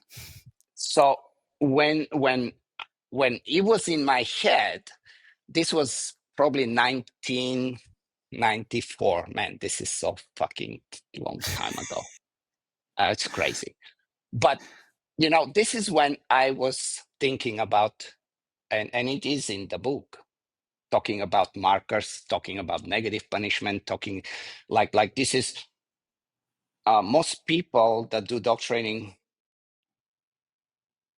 I'm sure they got things from places, but Mhm. like if you start tracking it down, that's kind of anyway. Like writing a book, it's I highly recommend for everybody, because it really grounds you, and then you learn how to articulate your thoughts and how to draw the essence of it, and again leave all the noise, and then see how from there can get better. And this is what happened, and hopefully this the reason I'm saying this is because I kind of want to give you an advice on the book. as I said, that was 1994 when I had it almost generally ready to go. It was probably 4 or 5 years later when the book came out. I was at Mm, least 5 times ready to just scratch it all out because of editors, because of where my life was, and so on. Um, there was times that nobody would understand me, and even now, I still not necessarily like how the book is because it wasn't just me writing the book. I had a co-author and editor. So when I was to say something, they're like, "No, your English is not good. Let's edit this," mm, and it just gets edited to where it has nothing even close to what I'm trying to explain. It got so frustrating. Um, and then there is always new things to where you feel like you need to just go back, and so don't do what I did. Like, just stick with it, make the book, get it out, and then do another one or do whatever else. But don't try to just keep it there and try to make that better. It has to mhm. come out. It's very, very important that it comes out. So I'm very happy that you're doing this. It's super, super cool. I Um, appreciate it. I've been really enjoying the process too, and I agree with you that I think that people should do it because it's a really uh, it's a excellent way of self-reflection. It's a good exercise of self-reflection to look back and to see certain milestones or certain things that you've experienced that has shaped you into the person you currently are. And I actually started the chapter 1 as of right now is early experiences in my life that I think shaped me into the person who I currently am outside of dog training. So chapter 1 basically starts like, hey, if you want to go right to dog training, go to chapter 3. Because chapter 1, I mhm, cover that. I cover some of my experiences in the military that I think shaped who I am, and some of the things that I did in my early stages of being a dog trainer was a reflection of being a drill instructor in the Marine Corps. So I was a drill instructor in the Marine Corps. And then 2 years after that, I was going to dog trainer school. I still had drill instructor mentality. The dog's going to do it, and I don't care if the dog wants to or not. And that created some issues. So being able to explain, like, I did that because of the things that I went through that gave me that mindset. It works with recruits, it doesn't work with dogs. And then the second chapter is my experiences and my relationship with dogs before deciding to become a dog trainer. And then the rest is the journey as a dog trainer. But to go off of what you said, that self reflection, it really does add a lot of value. And like you said, it increases your ability to think critically, to be able to put your thoughts into words and to be able to express those in a way that other people can get value from. And thinking about the analogy with the martial arts, I wanted to add to that because I think it does go back into dog training. I'm obsessed with jujitsu. I love it. I've been doing it for about 6 years, although I'm still a blue belt. I call myself a perma blue. But when we look at it, usually when someone gets to purple belt level, like a purple belt is pretty dangerous in jujitsu. If a black belt is not paying attention, a purple belt could very easily catch a black belt. But then there's recreational black belts and there's competitive black yeah, belts. A competitive black belt is almost always going to beat the recreational black belt. I kind of feel like I'm more like a recreational black belt dog trainer where I see you and people like Michael Ellis and Mia as competition black belt dog trainers. But the other thing where, as you were saying before, when you learn more, you can see things that you can't see early on in your career. But I think there's also more to that. Sometimes it's not just something you don't know, it could be something that you learned early on, but maybe didn't have much success with it, and then later you try it again, your skills have improved overall, the general skill sets, and now suddenly you're getting great results. Like yeah, a good jiu-jitsu example is, let's say, playing butterfly guard. If you're familiar with that butterfly guard. Anyways, some people don't like it, and some people try it early on and they have a hard time being successful with it. But some of the greatest jiu-jitsu practitioners in the world dominate using butterfly guard.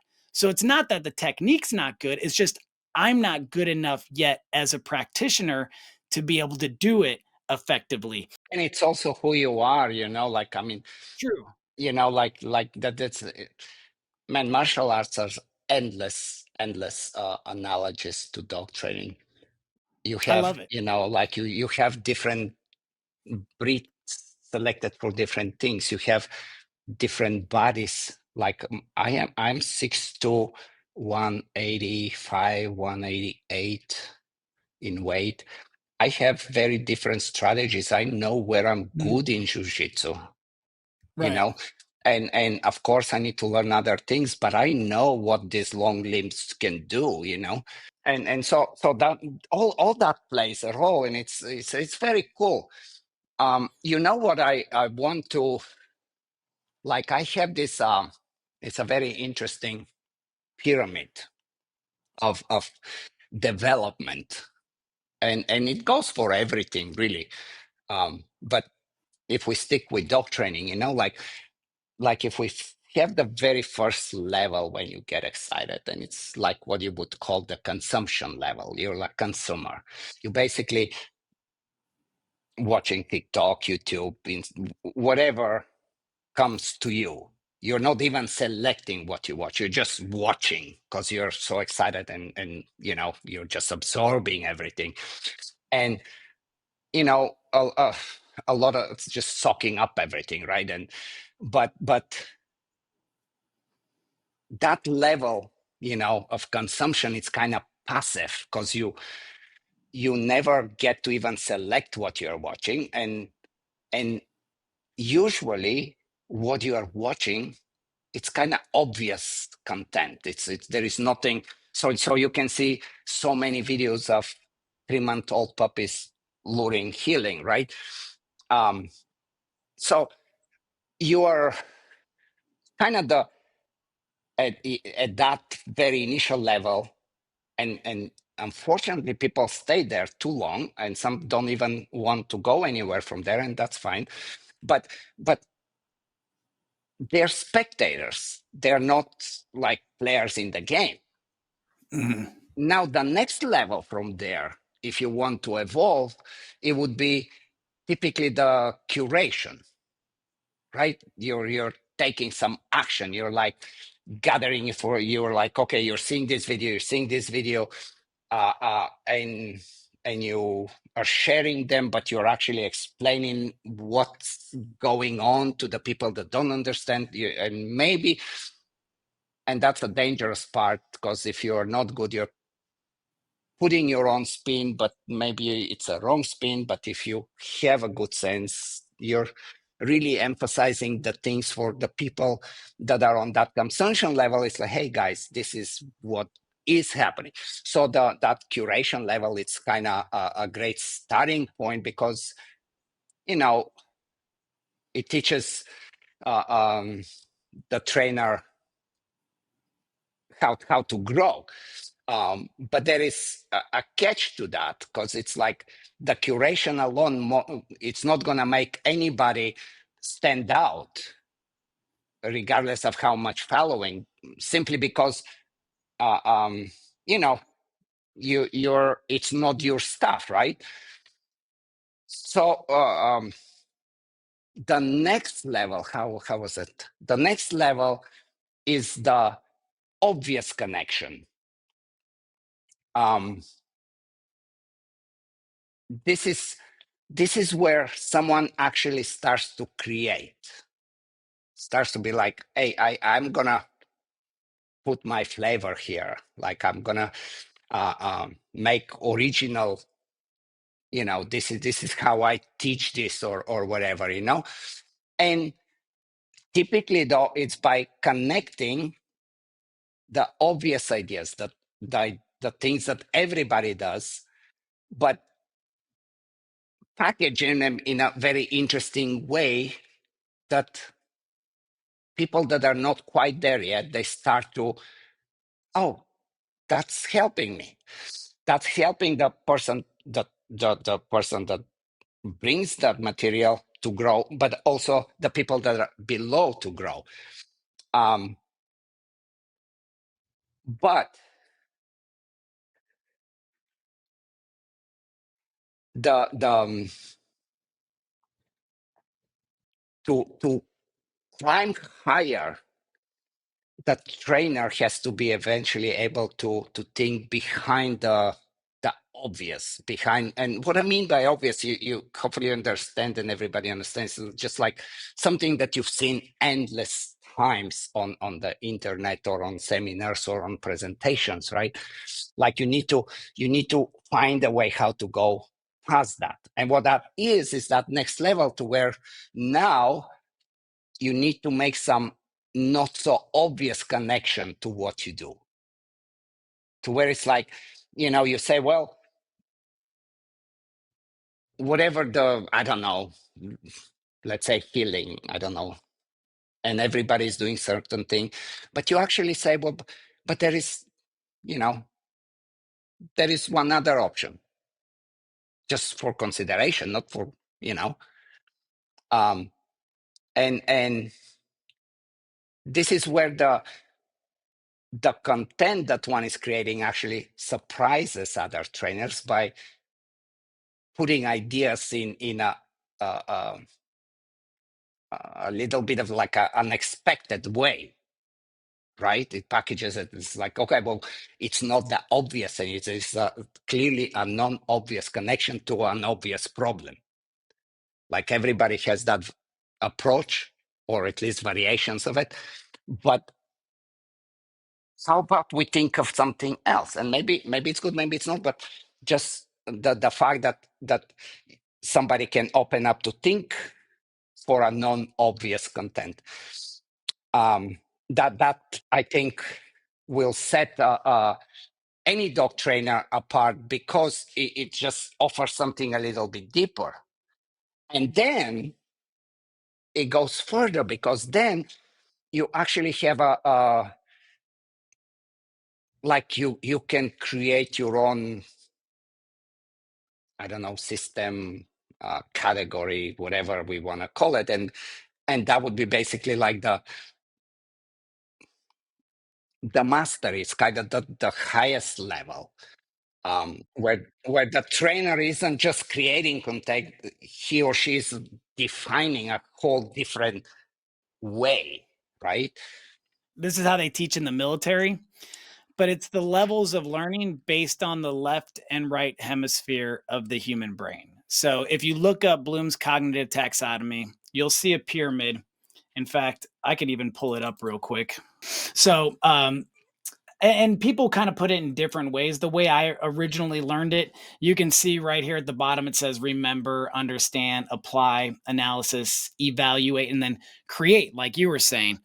What I Hmm. first learned, or at least the way that I learned it in the beginning, was the bottom was knowledge. So that satisfies the left hemisphere of the brain. So when someone's brand new to dog training, as you said, they're watching videos, maybe they're reading books, maybe they're doing a course, and they're getting the information. They're not fully understanding everything yet, but it's going into that left side of the brain, analytical side, right? And then the next level is application. Okay, I'm going to start using these techniques. I still don't fully understand it, but I'm going to start to apply it. And then right above that would be comprehension. This would be the aha moment. You're working with a dog and then suddenly it clicks and you're like, oh, it totally makes sense now. Okay.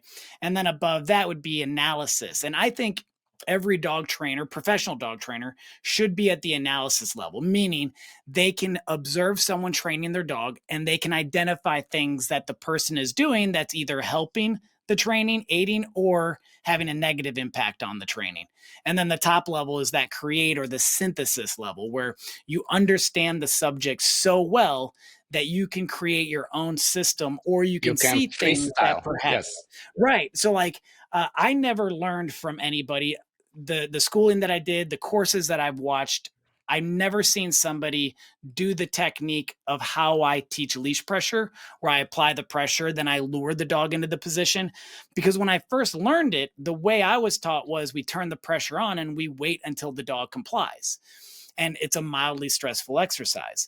But some dogs, because that's how I started, I remember one dog, I started pressure to have the dog go into a down. And I knew the rules. Okay, number one, once the pressure is turned on, it can't be turned off until the dog complies, or else negative reinforcement doesn't work. It's one of the reasons why that seatbelt analogy that we like to use, oh, the car starts to beep, you buckle your seatbelt, the beeping stops. How many cars out there does the beeping stop if you don't buckle? A good amount. It'll beep for a Right. little bit, but then it'll just stop. So if someone really doesn't want to buckle their seatbelt, they just wait for the beeping to stop and they're fine. So it has to continue until the subject complies. And then the moment the subject complies, we instantly have to turn it off. So I'm pretty new into my training career and I have pressure with the dog going into the down and the dog's resisting. I'm like, okay, well, I just have to wait it out. 20 minutes goes by, the dog finally lays down. I release the pressure, yay! And the dog got it. But I was thinking to myself, this is taking way too long. And if I think about negative reinforcement as a problem, I'm presenting a problem to the dog. Well, if I'm going to present a problem to the dog, because with negative reinforcement, there's tons of wrong answers, only one right answer. Why don't I just give the dog the answer to the problem? I present the problem, here it is, here's the solution. And so I tried that out. And then, of course, it worked. And it worked so well that I started using it on every dog that I worked with and started teaching it. And that's just one example of being able to understand it enough to create something new. Or also when because I study trainers all the time, I constantly want to make sure I'm keeping up with techniques. And when you understand something at a deep level, like jujitsu, same thing. I watch jujitsu instructional videos and I can watch a technique and I can go, okay, I know exactly how to place that into my system and I can start using it right away. But that takes a while, of course, to get to that stage. And I think it's important. I'm glad you brought that up because someone who's new and starting out, there is that level of frustration in the beginning when you are trying to figure it out and you don't know what works and you don't know who to follow. Should I do alpha dominance? Is balance the way to go? Should I do pure positive? How can someone, that's actually a good question. How can someone navigate through all the noise online to find something that could be productive for their goals within dog training, whether as a professional dog trainer or as someone who just wants a well-trained pet? Yeah. Yeah. I don't even know. Like I would agree with all of what you said. And so how somebody grows is it really it is to me understanding that there are levels. Mm-hmm. And you know, and having said that, I don't claim that I am at the highest level. So like let's say I'll give you some interesting examples as far as I think it will be interesting for everybody. I will give you like maybe two or three, depending how much time we want to spend on levels and make people think about what I have to say. And everybody can agree or disagree, but they can put some thinking about it. And that's kind of where what the interesting thing about the training without conflict, the TWC school, is that I have different ideas and I open them to a challenge and then I test them. People try to, like, very often I get well, why are you still competing?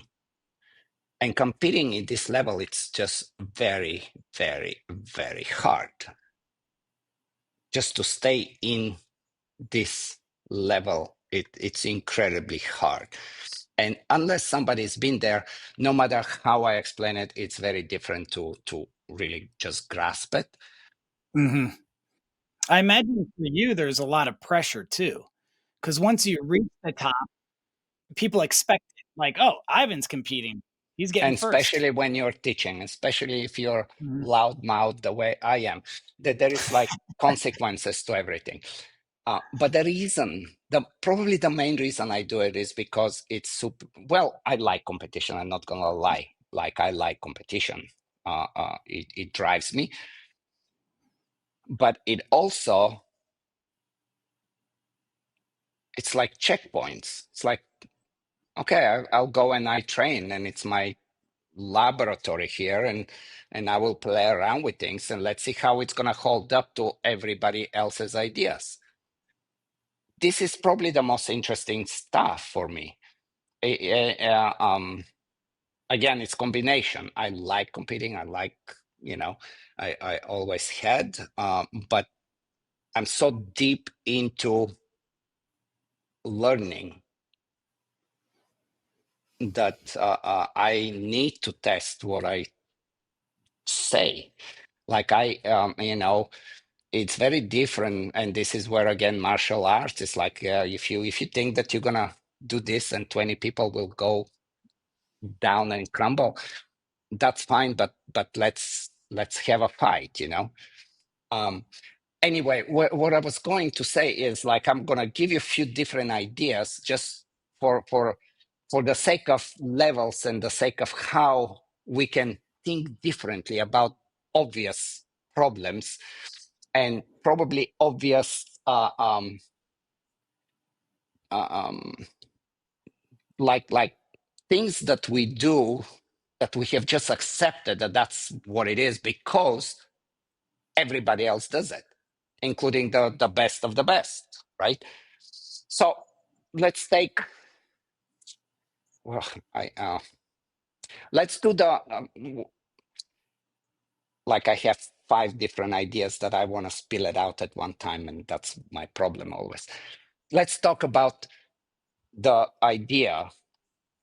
And again, I want to start by this is not an attack. This is just a challenge for all of us to try to think a little bit deeper and have something to walk away with and drive around and train and play and think about something that it's not the obvious content.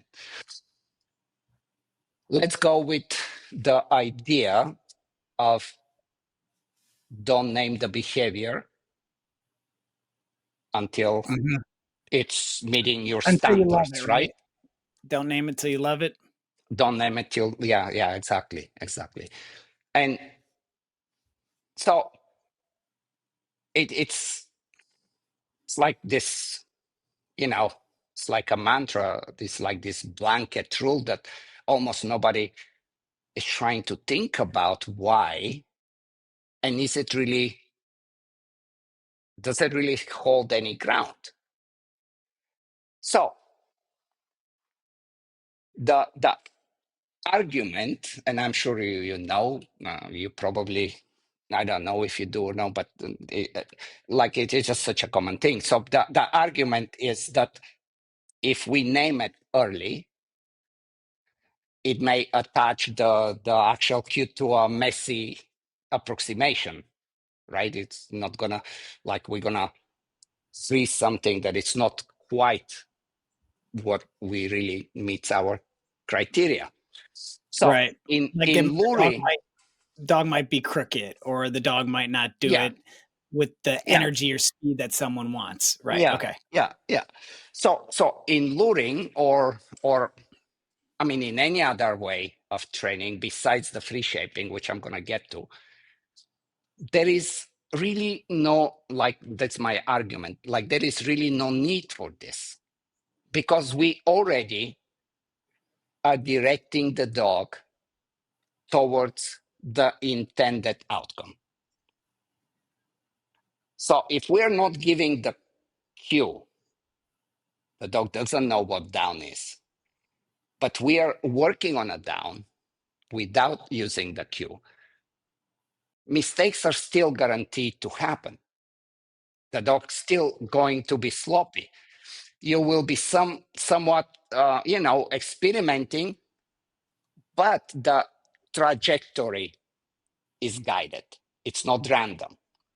And this is important because the dog never really freezes in undesired way of performing the behavior because that's just a moment in time in the process of learning.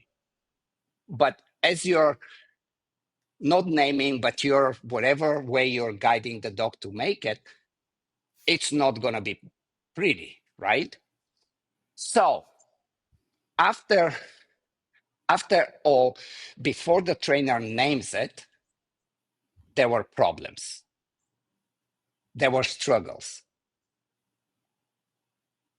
But guess what? Because once again, the trajectory is guided, the behavior is now meeting eventually the trainer's criteria.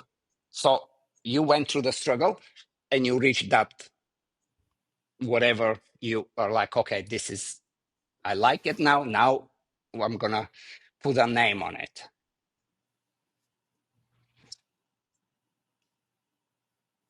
So having said all that, there should be no argument, really. The trainer doesn't need to be afraid that the dog will freeze in a freeze, meaning like, get stuck in some ugly down or sit or heel because of that early rough stage. It's an evolution, and it has happened already. And even during that time where you didn't put a name, it met your criteria anyway. And eventually you put the name. So putting the name, it's not a problem, as long as we're not allowing the dog to get stalled in that, which is never really the case. Now, in free shaping, this is very different. In free shaping, the principle of how did you say, don't name it until you don't love name it, it till you love it. Yeah. right? Like there, that principle is actually critical, because when you are free shaping, the animal is showing you a variety of behaviors of their repertoire. So you cannot name something that is really way off. Mm-hmm. And that huge variety of spontaneous behaviors, if you just slap some cue on too early, you absolutely risking attaching the word to some incomplete, sloppy, Mm-hmm. or flat out just wrong version of the behavior. So this is a very real danger, but it's only in free shaping. If you name it as you're building, the word is just part of the learning process. The cue becomes predictive of the expectation of the behavior, and it's not this snapshot of some sloppy performance in a moment of the learning. So dogs are really fully capable of updating their understanding of the cue as criteria are being raised. Mm-hmm. So long as you're consistent and you don't reinforce the wrong execution forever, right? In other way, like even if we go to let's say a trainer really screws it up, and then um, we have the opportunity to use that term of poison cue, right? It's like, okay, the dog hears a down and they just cower and start to pee, and it just becomes really ugly, right? Mm-hmm. And so the cue is poisoned, and we say, well, that's why you should do it, But how do you solve that? It's not really by changing the cue, because you can change the cue many times. If you don't understand where you screw up the process, chances are that probably it's going to go downhill again. I do this quite a bit with dogs that come, that have problems, being pet dogs, being high level competition dogs, to where it's like there is that poison cue. I mean, he hears the command and it's either you say out and they just, or Mm-hmm. you say down and they're running away, or just showing that, just ugly, very ugly stuff. And yes, you can say, yeah, the cue is poisoned. But how do you resolve that is actually quite simple, and all you need to do is just bring back some clarity of what you want. But you don't bring clarity before you have rapport, trust, motivation, and cooperation. Once you step aside from the big problem, that poison cue, and you make that dog trust you that that you have the skills to communicate, that you have the skills to uh, uh, uh, you have the conflict resolution skills and so on, and they're willing to go along. In one session, this can be done, and I have done it, and many people do it. And all it takes is just bring some clarity to what you want and show what consequences are, or if they are. Um, What about so if a dog has a, let's say, a response to a command that is not necessarily ideal? So let's say, for example, someone is training for IGP, or do they do a down in IGP from standing and heel? I don't think so, right? They do a down in motion, but not, let's say AKC, whatever. They're trying to do a long down. ring sports do positions. Right. So let's say they're trying to do the down with the dog in the heel position. And when they taught the down, they had a habit of, when they lured the dog, their luring hand was closer to center. And so it created a crooked down. So they say down, and the dog kind of goes down on an angle. Mhm. So they say, well, all right, I've trained the dog to go down on an angle when I say down while the dog's in heel position.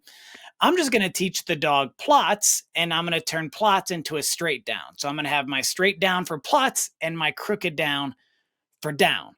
Would that be an Mhm. easier approach? Or would you say, well, let's fix the down command and have that straight? Yeah, for me, it's very like super straightforward. I would just stick with the command. And on top of that, just even another interesting point here, that it will bug me that the dog is confused and thinks about this certain cue in that way.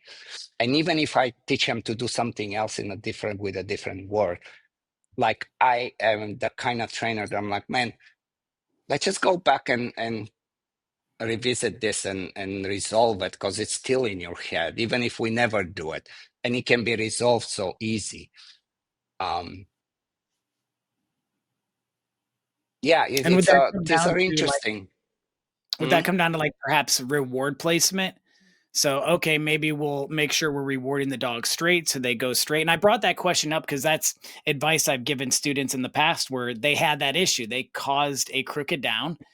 And I said, you know what? You'll keep your crooked down and let's teach the dog a plots. And we taught the dog plots, and we redid the physical cue, and we made it straight, and everything worked out fine. Yeah. And I don't know if there So is an easy. I'm gonna give you just like a silly cheat sheet for this specific thing, which there is not a you, but again, I still have to emphasize the ingredients of trust, cooperation, and so on. But it's expectation. So if I say down, and again, it's almost unfair because it kind of just takes away the whole conversation too. I'm just gonna resolve the problem just like that. But you put the dog on a down, and the moment the dog is like, oh, I'm going down, and you free him up and you go crazy. And you do this few times, and you really do this few times. And the dog is like, dude, why am I doing this? That's so hard to get ready. And then it starts to adjust. And within few times, they're like, no, I'm ready. And so what you're doing is you're not changing how the dog to down, you're changing the expectations, what happens after the down. And the dog has to just be in an advantageous position to respond to the release. And the advantageous position is to be ready, right? So, I mean, but that's just one example of something that I don't think. Uh, Right. Oh, I've also heard, because I've asked this to a few people, a few trainers to see what they would do. And I also heard the suggestion of like, okay, well, why don't we just use a shaping box? Put the dog in the shaping box, get in the heel position, and have the dog go into the down there. Prevents them from going on an angle. Yeah. Again, these are again. I mean, this is different schools of thought. I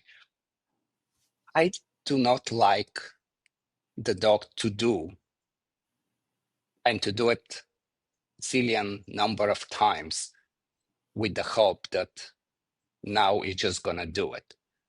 Mhm. I like that the dog has the option to do it wrong right away. But because of the initial struggles, as I keep going back to, we have a way of communicating and working and making it better. Um, I don't like I don't like a lot of the I mean, probably I don't like a lot of the shaping stuff. I don't like the idea that you know, I don't know, like in modern training, we don't speak. It's kind of like, oh, the dog just self-discovers and we stay away. It's like, no, Mhm. I am there.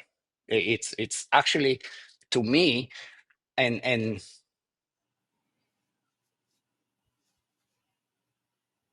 to me, like I always put myself in the dog's mind, and it's weird that there is this human that doesn't want to interact, but makes me interact with a treat or with a box without actually interacting with a person. To me, this is just not interesting even.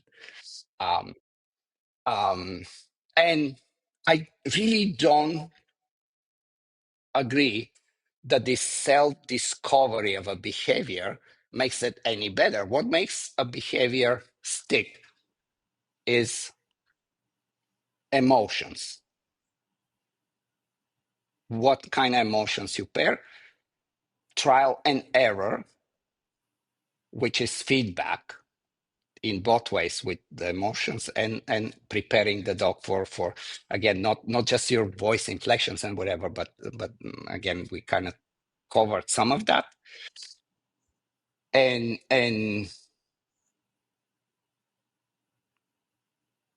I like a behavior for the sake of behavior. For me, it's not interesting, and it's definitely not more powerful, and it's definitely not going to stick more. And I'm ready to do this with anybody if somebody wants to.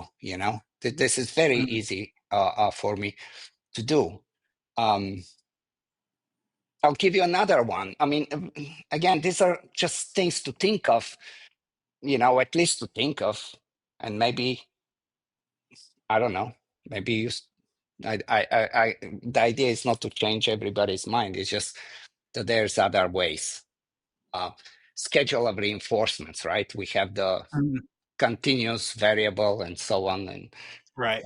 ratio, and so we all know, like, and as well as in behavior psychology, that it's that big focus on using random, the variable reinforcement schedule, right, to make behaviors resistant to extinction. So the idea Mhm. is that if we reward behavior unpredictably, like the Las Vegas kind of event, the slot machines, right, Right. then it's gonna keep the dog hooked, and the behavior sticks around longer if the reward stops, right? I mean, Yes. Yep. everybody's gonna go yes, right? Well, here is the thing. I am not convinced that that's always the key, especially especially when the behaviors becomes a habit or something my dog genuinely loves to do. So let me break it down. Like in dog training, we're supposed to start with continuous reinforcement schedule, right? That's like the Mhm. acquisition stage. Everybody knows that. That means every time the dog does, he gets paid every time. Da, da, da. Um,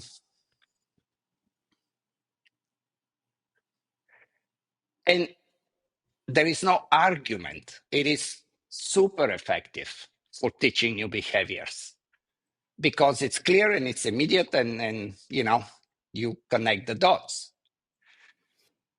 But the conventional wisdom is to switch quickly to variable schedule, right? The random Correct. Yeah. schedule of reinforcement. Why? So we make the behavior more durable, more resistant. Why do we need that? Well, because yes, research for sure shows that behaviors reinforced unpredictably are harder to go extinct because of the expectation. Well, if I didn't get it now, I'm going to get it later. Now, this is where it gets interesting for me. I'll give you an example with all of my dogs. Let's say healing, competition healing, like eye contact and all of it. And I'm going back as far as I can tell you. So I would start with continuous reinforcement. I would reward every time the dog nails it during the teaching, the acquisition stages. And over time, though, the healing becomes more than just a trick for rewards. It turns into a habit, something they do automatically when we are on the training field. And more than that, it has become eventually self-reinforcing. They not simply love the interaction, they're addicted to it because healing, and again, I can pick any other behaviors, but now that I said healing, it has its own challenges. It's like, okay, well, you're too far, you're too whatever, you're doing. There is like, challenges and resolutions. You're in a game, you're invested. You do not necessarily need anything else. Turning a behavior into a habit and tapping into that intrinsic joy, it's just another level of understanding and interacting with the dog. Now, I'm not saying that intermittent schedule are unuseful. Of course they are. I'm convinced that when it comes to habits and self-reinforcing behaviors, it's less about the schedule and more about the connection and the interaction at the moment. For many years now, it's been just the thing, is like trendy to focus on intermittent schedule. I mean, random schedule, because intermittent has part of it, but there is some few Right. different things. But let's stick with the random schedule. So kind of go through the continuous schedule while teaching with the intention to put the behaviors on random schedule. One of the main reasons, again, is to make the behavior resistance to extinction. And in my opinion, this is not that big of a deal. That's not that big of a concern. Behaviors are hard to go extinct once they have become habits, regardless of the schedule and enforcement, and especially when they've become self-reinforced, and that interaction and again, challenge and resolution in the game, it's brings something very different.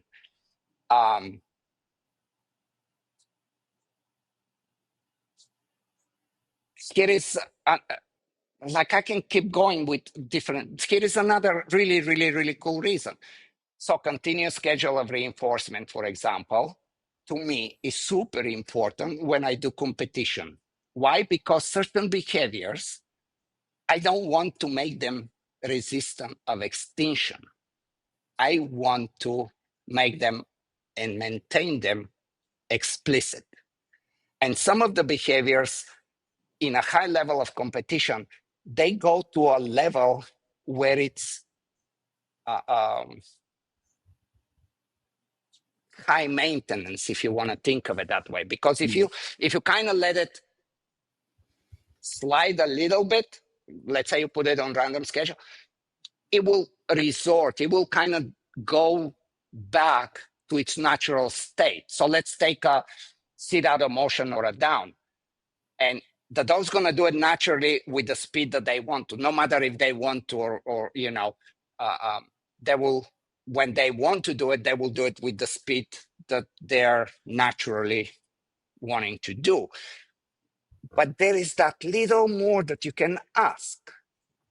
Now, if you keep asking more and more, there's going to be a break point and it's going to go downhill. And that's the problem of competition.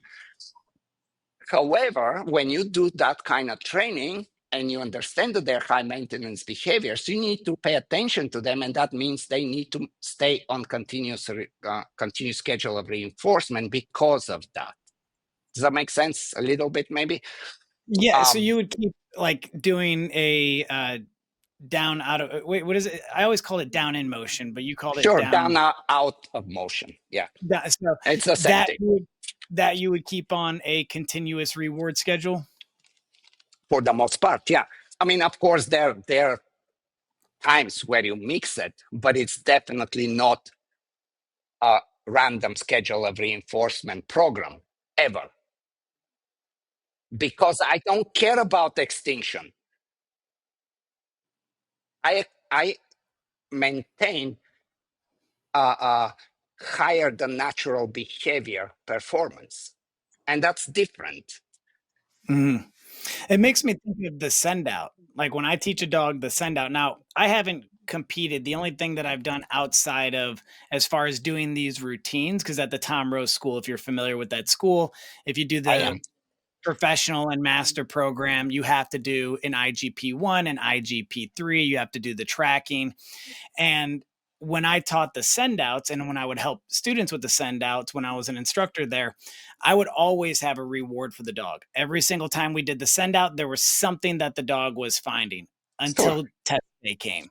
There you Because what go. I noticed, somebody didn't do that, if they would send the dog out and they would do it down, or maybe they would do a sit because they were prepping for the AKC utility, then what happened is the dog would end up slowing down in anticipation of the down command. Of course, this is the beauty. This is the beauty of competition, because they're complex behaviors and they challenge you to either, if you hit the jackpot of perfect performance, how do you maintain that? How is it that not a fluke?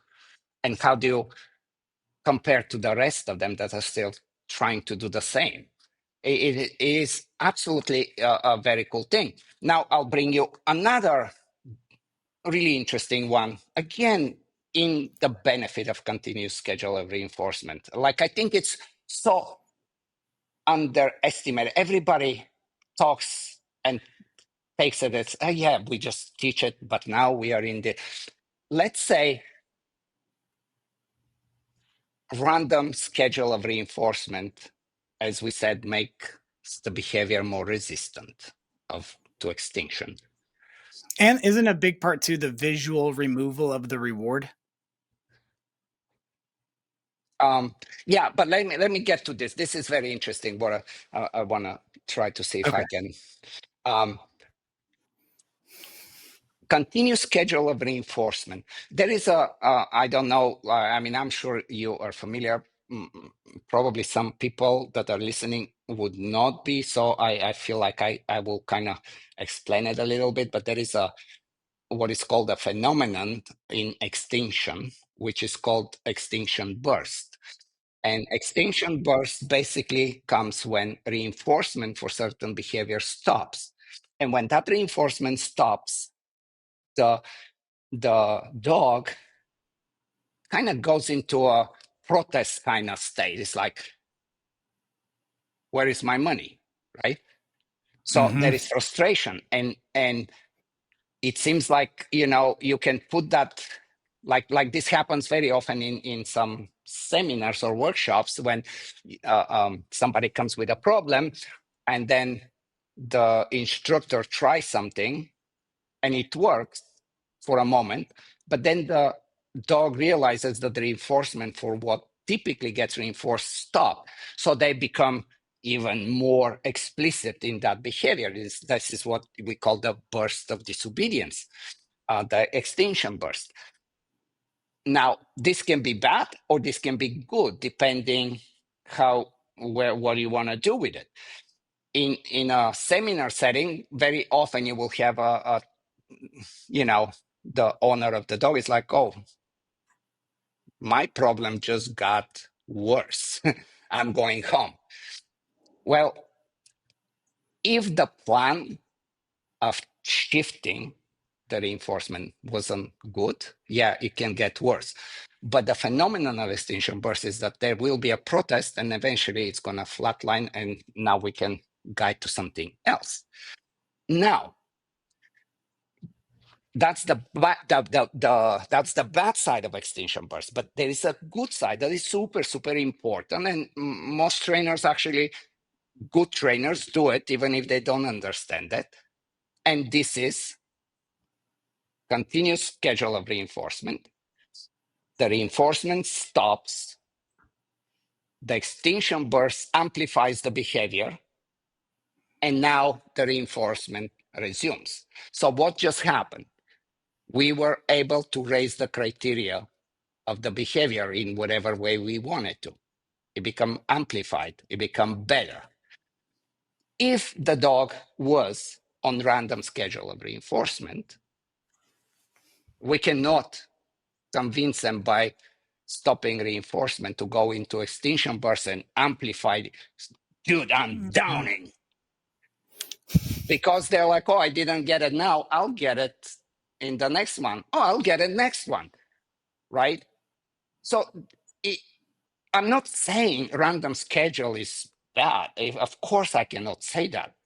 But just as I was talking about the naming of the behaviors, here we have a very interesting different problem.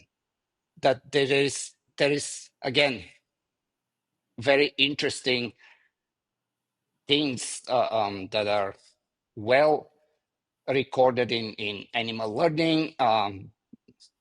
Again, in hands-on training, some trainers are very good at it, but don't necessarily understand what's happening, which can be a problem when you're teaching somebody else. So, that's another very interesting one, in my opinion. That's brilliant. I've never heard the extinction burst being used strategically like that. But it does make sense, especially when we think about everything not everything, but I would say a lot of things within dog training or the dog training world, there's both sides of the coin. Like a lot of times when people think about classical conditioning, they just think about the standard, oh, the dog hears a click or the tone and the dog salivates. That's classical conditioning. But it's like, no, a dog can also be classically conditioned by a word that predicts punishment, and we're going to see a change of behavior. And the extinction burst, usually when I would see that, would be, let's say you're working with a dog that is having resource guarding issues and you decide to use, I call it the Superman technique. I don't know if it's the actual term for it, but the Superman I like technique, it. you have on protective gear. You have the dog on a back tie so it can't lunge and bite your face. You give it something of value, and then you grab that thing, you let it bite, and you wait. And I used to do this. I don't do it as often anymore unless it's something that comes up, and some of the other techniques, maybe I'll try it, but I haven't used it in a while. But when I would use it, I would have to tell the client, like, get ready, it's about to get way worse, because the dog would do the extinction burst. The dog goes, no, growling works, biting works. How come it's not working? And so the dog amps it up. And then once the Yeah. dog realizes that doesn't work, it goes away. But I do think that's brilliant. I never thought of using it strategically for obedience. But it's for everything, Nate. It's not even just obedience. You can do you can do it with, I mean, you can make a dog that doesn't like to do protection and it's like, oh, I'm gonna just let go because I want to let go. And you can ask them to let go, but then disobey, and then you actually, it's like, oh, I am somebody all of a sudden. And I mean, this is universal. Like this is just so well known in animal learning. Raising a criteria happens by, I mean, one way is by withholding reinforcement until there is that protest and there is that amplification of that behavior, and then you resume, and then you can go again, regardless of which behavior it is. Perseverance would matter with that as well, though, right? Depending on the dog's level of perseverance. Those that just like, forget it, I give up. Well, you cannot raise the criteria in such a way if the dog doesn't care about the reinforcement, Right. right? So of course, yeah, you're right. You want to get another one, like the dopamine thing that everybody just talks about all the time, how big Yeah. a deal it is. Oh, It's all and yeah, about, and well, the dopamine is a chemical used to cause behavior. It's not the actual reward, right? Because correct. the dopamine It's tells you, not all the right, you need to, pleasure chemical. right. Correct. How people usually confuse it as such. Yes. I did want to add something or ask about the don't name it till you love it. I know we've Mm. kind of drifted away from that, No, but no, sure. I'm an advocate of telling people like don't name it until you can get the dog to do it with a physical cue. Now, the naming it until you love it, I would direct that more so towards any form of precision obedience. And the example that I would give using the flip finish from the sit front to the heel, when I start, as I said, I step back. Like, let's say I'm getting the dog into the left heel position. I have the food lure. I step back with my left leg. I guide the dog back. I bring them around back into the heel position. If they're straight, great. If they're not, I might take another step forward, readjust, get the dog where I want, reward. And I'll do a bunch of those while I'm also teaching the dog to spin. And then I do what I like to call power steering. I picked up that term from Forrest Mickey, but I'll teach the dog, I'll have him in front of me, and I'll put my hand directly between my legs at the dog's level. So my legs are providing a barrier on the left and right side of my hand. So when I start to turn, the dog can't go around my hand to try to get the reward because my legs acting as the barrier. And I'll pivot around a coin on the ground and get the dog to pivot back and forth with my left and right hand while also teaching the spin. So then I can catch the dog with my hand and easily spin them into the position. And Mhm. I've noticed if I name the heel command while I'm still stepping back and bringing the dog into heel, then they end up doing the flip finish like that. It's not really a flip finish. They walk around and then they come back to the heel. But if I Right. name it when I'm actually having the dog do the flip motion, then that becomes the behavior. But that's not always the case, though, because my first Malinois, Hira, she passed away years ago, but she did the flip finish, even though I taught it by stepping back. When I named it, by the time she started to do it, she went, oh, well, the fastest way there is not doing this dumb walking motion you taught me. It's just to flip into position. And she did that instinctively from knowing where the final position was from where the starting position. But for my Yeah. clients, I always tell them if you can't get the dog to do the behavior with a physical cue and you start naming or you start saying down and you can't get them to do it, and you repeat the command, then that brings up that concept of learned irrelevance. And most Mm. people who are not professional trainers, what are they doing? Down, down, sit, off. No matter how many times you tell them, they'll say command multiple Yeah. times. Learn. Yeah. I And get I what you're saying. right. So like if they start saying a lot, now the dog's hearing down 10 times, but it's not relevant to them. So by the time they actually can get the dog to do it with the physical cue, they're having to get past that. So learn the relevance happens if, again, the trajectory is not guided, if you kind of freeze it in certain place, right? And like to go back to what I was saying is that even when you're not naming it, it's gonna go wrong. Yes. And when you are good, you will guide it, and it's gonna move into the whatever your expectation is. Mhm. It never stops in that snapshot of sloppy behavior, because you will take it there. If you cannot take it there, naming it or not naming it, it's not going to be good. But assuming that you will have problems, which everybody will have problems, along the way without naming, but they will come out successful.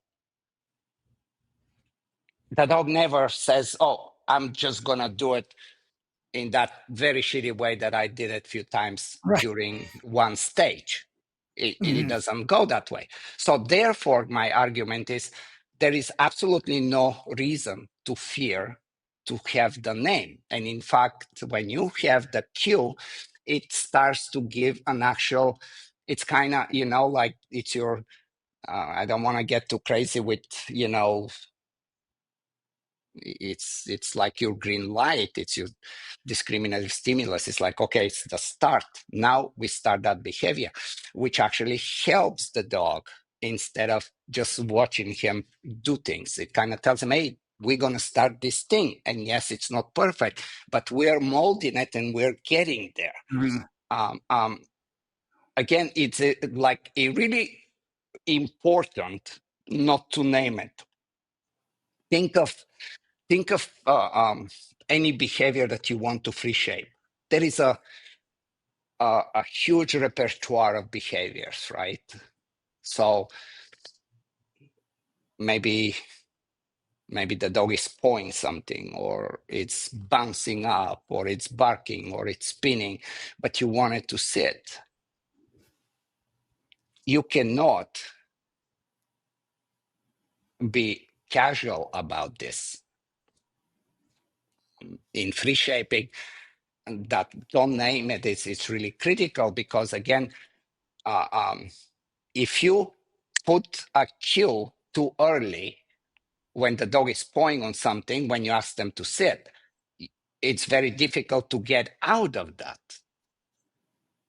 But it's a very different, the whole learning experience is structured very, very different. Right, and that's that, like, successful approximation, right? So if you're trying to get a dog to do something through free shaping, often we're rewarding steps towards them finally doing that picture. So I think, yeah, that makes Yes, perfect sense, because if we but name you it early, cannot, they might think. yeah, you cannot reward something that's gonna derail it, right? So Right. you have to keep going into it and finally say, well, this is the behavior where we're going. But in every other approach to training, you're absolutely safe, and I always will argue that it actually is in your benefit, that you're saying, hey, this is the behavior that we're getting. You may not know it right now, but that's how it's going to go. On top of that, let's look at it in an interesting way. Let's say, like typically for this, I would line up a bunch of people, and usually something aversive always gets the point, because it's a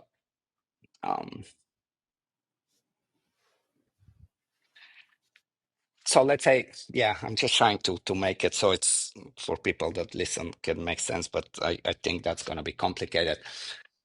um what I'm trying to say is that the behavior, the dog's gonna, like if you say sit, the dog doesn't get it, because there is 5 more steps, being you're gonna now approach him with the food, then the food's gonna go up, that's step 2, step 3, so finally you're gonna lean down, and eventually you're gonna get the sit. So the dog will backtrack, and it will start with, okay, well, this is the when I sit, when the food really pushes me to sit. But then if the motivation is strong enough there, they will be, okay, how can I predict sooner? Because I have motivation to get my reward better. It's like, oh, Mhm. he's bringing the head. If he's bringing the hand, that means he's going to do that. So I'm not going to wait for that. I'm just going to go here. Now, okay, that's checked. What's next? Can I predict it even sooner? Well, he says sit. Then he does that. Then he does that. And all of a sudden, it's like, oh, he says sit, boom. That's going to come and that's going to come. I'm not going to wait for it. I'm just going to do it and collect the money. So what happens now is we are allowing the dog, instead of us deciding when the dog is ready, we're allowing the dog, everything is there for the dog. And it's a matter of repetition and some consistency for the dog to pick up on the final cue. Mhm. And this can happen with certain dog in 5 reps. In certain dogs can find in 3 reps. In certain dogs can happen in 15 reps or 35 reps. But it's up to the dog to pick up what comes next and can I predict sooner. So the cue not being there as the end result, I also again can argue that it's a disadvantage, because an intelligent dog is like, well, you don't decide. I'm ready, but it's not there. I agree with what you're saying, and I'd like to add to it a little bit. Um, if the dog, I think a good way to simplify it is, instead of saying don't name it till you love it, name it when you can get the dog to do it. So if I'm starting a dog in the early stages, let's say go back to the heel, or let's do something simple like the down. Okay, when I first say down, I just have to make sure I can get the dog to go into the down. If I can get the dog to go into the down, because I like to look at commands as questions. I'm asking the dog a question. I'm saying, hey, do you know what to do when I say down? And the dog looks at me and goes, no, I'm not quite sure what to do when you say down. And then I provide some sort of cue, like a lure, to get the dog to go into the down, and then we reward the dog. And just Yep. like you said, once the dog realizes the first signal that represents them possibly getting a reward, they're going to try to get to that position as quickly as possible to get access to the reward. I think where there could be an issue, which this wouldn't happen in the beginning because the dog wouldn't be at this point based on the process of learning, would be if I'm trying to get a dog to, like, let's say for example, I already have the dog doing the behavior, because when we first start I have to ask the question down a bunch of times and give the dog the answer before I say down and the dog goes, I know the answer, and they just do it. So if I'm doing something more complicated, like let's say the flip finish, and I do teach the dog the heel by saying heel and stepping back and bringing the dog into the heel, and I do that a bunch of times, then I say heel and I don't provide the physical cue, and the dog does the movement. So the dog goes, I know what to do. And they do it very quickly. But I go, I want the dog to do a flip finish. So now if I say heel and I try to pause, I try to give that separation from the verbal command and the physical cue so I don't overshadow, the dog's already off. Off they go.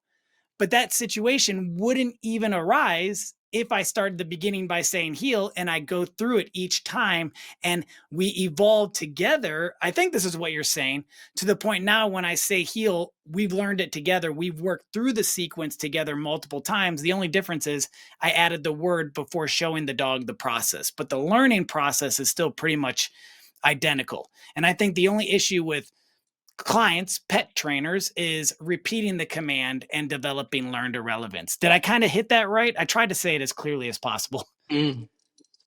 Let's say you're trying to make the dog down and you're luring and it's just very ugly, right? And it's just not happening, to the point that you have to restart it a bunch of times.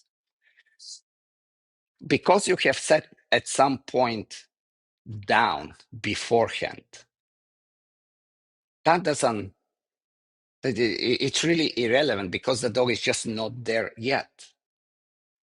The dog is stuck in that struggle that you have, and you're going to have that struggle. Regardless if there is a command or not, you will have that struggle. And you will come out of that struggle one way or another if you're good. So if you're coming out of it, now the dog is like, well, what's next? Oh, there is that command that's coming.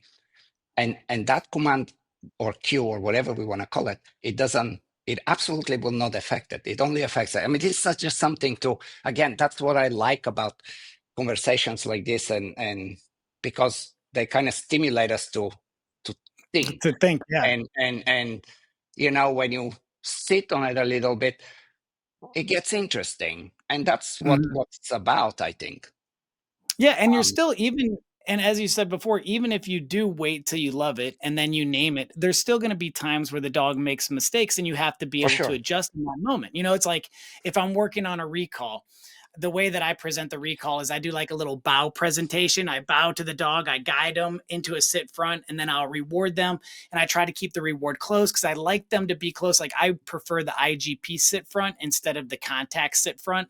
I like the dog to be as close as possible without slamming into me. Yes. And so then when I start to remove or fade out the physical cue, instead of saying come and doing that bowing presentation, I'll have my hands down as if I'm presenting the way that I would if I was to compete. I tell the dog come, and then I'm watching the dog as they come in. And then the moment I notice the dog veers off a little bit, like, uh-oh, the Yeah. dog's going to be crooked, I'm going to have to jump in and help. So Yeah. even though I waited for the dog to understand the straight sit front position, I still have to adjust and help the dog if they're going to give me an answer that's incorrect from what I want. They're telling me Yes. 3 and I want 4. Yes. And even my best dog, I bring him out right now to do training. He will mess up a command. He will not, I mean, he can totally blow it up, or he can just doesn't meet the criteria. But this is, that's the maintenance. This is, that there's nothing to be afraid of. It's just a matter of, again, I think just understanding. And the more we understand it, the better we again, there is like some things that we just think that this is how it goes, which again, like the whole, the dopamine thing, as you said, it's, I think now most people really understand that it's not the pleasure chemical. It's not about pleasure. It's about prediction, right? It's really, it's about prediction. Uh, I'm gonna talk the dopamine like it's a person or something, but what the dopamine likes, it's the surprise. It's the reward prediction error. It's like, whoa, what did I just get? This is when it feels amazing, and this is that dopamine spike.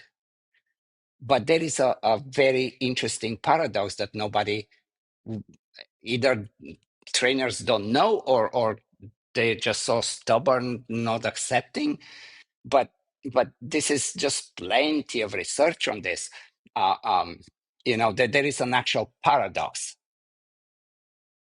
that as much as the dog, the dopamine likes the surprise.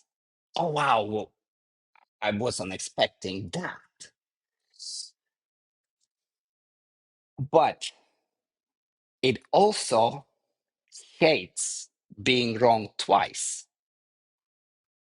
So it likes to be surprised. It spikes, but it doesn't like to be surprised twice. It hates that. So what the dopamine does is it kind of immediately starts to adjust to the prediction that we are cooking for it. And what was, like, you can think of it like this, like what was thrilling yesterday becomes a routine today. In other words, the dopamine extinguishes its own pleasure. And that's why training that relies only on whatever rewards and dopamine hits runs into a wall, because the trainer has to try to come up with something bigger, or if it's food tastier or whatever, to get the same effect. But it's not, it doesn't work that way. The real engine of learning, teaching and stuff, it's not the dopamine itself. It's a variation. It's a trial and error, that conflict and resolution.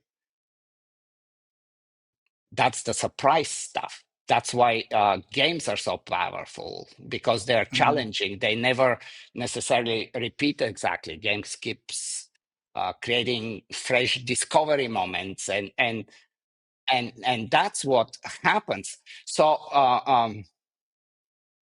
you know, like we have a right now. My wife is, we're getting ready to go. That's why we kind of had to rush to do the podcast now, because we're getting ready to go to Spain for a world championship. The dog is 4.5 years old. She's been training the dog from a puppy. The dog knows, okay, I'm going to get the ball, or in somebody else's case is I'm going to get the treat, or maybe it's cheese, maybe it's whatever, but it's all, there is no dopamine spikes in everyday training. They're not that common unless you create a game and there is challenges and there is surprises and you know, kind of like what you mentioned earlier, way earlier, of how game cannot have a certain outcome predictive, either or, right? So what we would do is I would take something very different as a reward for her to see if there's gonna be that dopamine spike. But then what I also want to know is, can I also control the dog when they're up there? And my answer is yes. So just because it was a phenomenal training session, that would be a big mistake if you understand again how the dopamine works and how it doesn't like to be surprised a bunch of times. And then it's gonna, so I was able to create the dopamine spike. I was able to control the dog under that. Now we put that away and she will get that toy one more time and nothing until then, right before the competition. And that's really, that's, you know, when you understand the nature of that chemical and how it works. Because again, like almost everybody understands now that it's not a pleasure, it's about you know, a surprise, it's a reward prediction error, but you do it a few times, it adjusts to the prediction. There is no spike no more, it's over. So you can talk and imagine that this is happening, but that's not, just not the case no more. When there is the spike, you said, the question was, can you control the dog? The answer was yes. When you do have that spike and the dog is amped up or there is more energy and you can control him, but what about someone who's new, less experienced? Are there certain strategies that could help someone who's early in the game of dog training when the dog is fully loaded? Tom Rose would relate this to a steam engine. Like, yes, we want to use loading for a dog to do certain behaviors to get the amount of energy that we want. But if we overload the dog, we blow the steam engine and we don't get the results. Is there some way you look at maintaining that balance to get it at the peak that you need to get the performance you want while still maintaining the control? Because I've struggled with that Yeah, on occasions while using toys. You know, the dog gets too excited, they start barking. It's like, man, I can't control this dog right now. yeah. Yeah, that's the kind of, I think we went over this a little bit. Um, this is all done when we first introduce games and we go to the struggle of explaining the rules, explaining the objectives, creating the motivation, convincing the dog that they're good, getting all these good chemicals in the brain, putting good emotional states. But it's a very special event that this is where that's resolved, while everybody else is doing, you know, sit down, stand. We focus on this, and you can still do that. You can still, one trainer can still use food, but they have to understand that if they're gonna use a toy eventually, and especially if it's gonna be an actual game, and again, game means something that has an objective. These are the rules of the game. Then you it will be very silly and irresponsible even, because you will just clash immediately if you decide one day, well, it's time for us to switch to toys. The dog doesn't understand how to cooperate and how to have the challenge and the resolution and that conflict of that interaction in a productive way.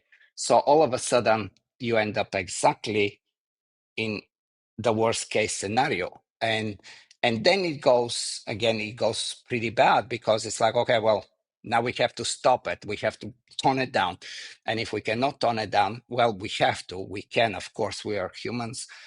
But then the spark is gone, or some hesitation starts to pop up. Then we say, well, maybe we use a different toy, or we don't play in this way, or we stay with food because everything is more reliable and consistent. Well, it's not there, but it's here.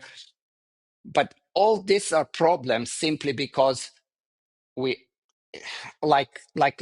and I'm sure that's an analogy that I'm going to give right now. But let's say, all these people that win the lotto, all of a sudden they're multimillionaires, right? And then there is all this YouTube things where they, from super rich, very quickly go downhill and totally broke, right? Simply because they have no clue what to do with money. And it's not one case, they're like over and over and over, and they're very interesting stories.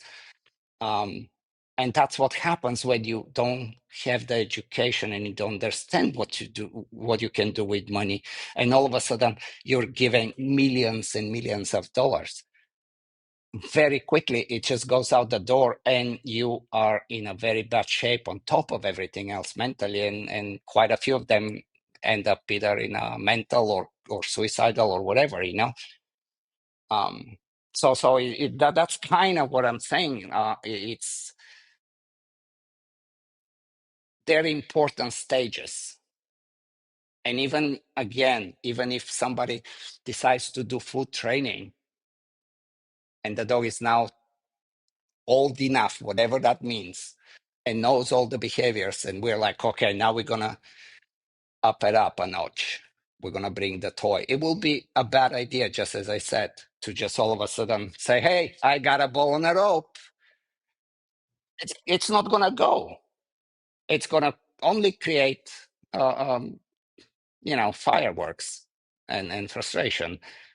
But what we can do is we can continue with the food training, and on a side, we can teach actual play with objectives, rules, consequences, cooperation, conflict resolution skills, and so on.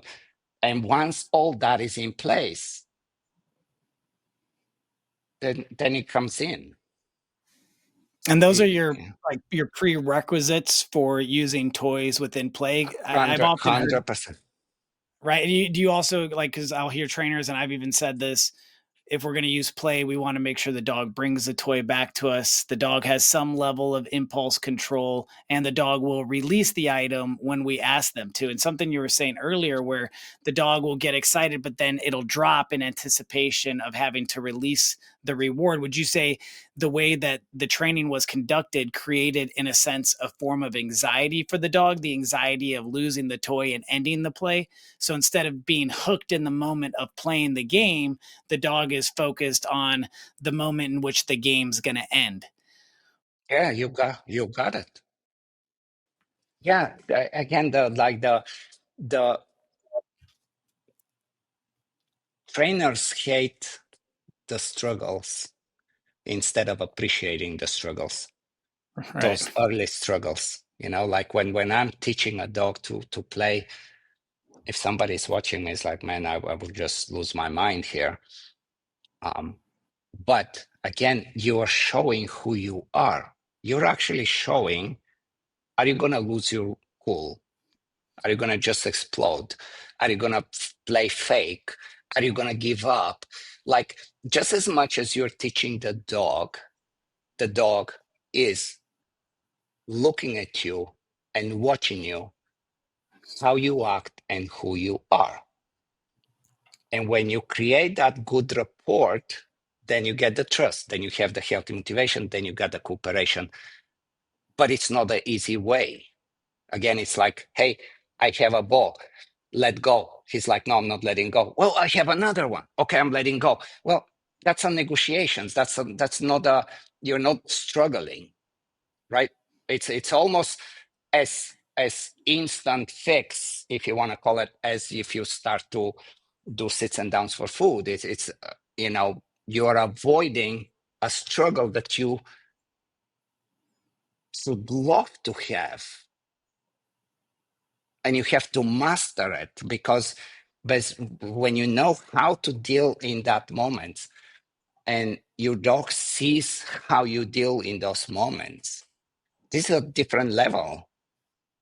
If there's one thing that someone watching this who is either early in their career of becoming a professional dog trainer or they're learning to be a professional dog trainer, what piece of advice could you give to them from somebody who has over 4 decades of training, multiple trophies, an incredibly successful career, which is arguably one of the best schools in the world to become a professional dog trainer, Mhm. training without conflict? What advice would you give that new student of dog training?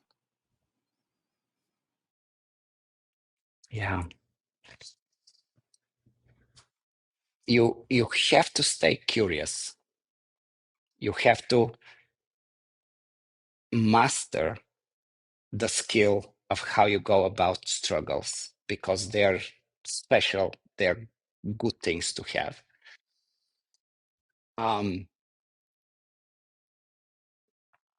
And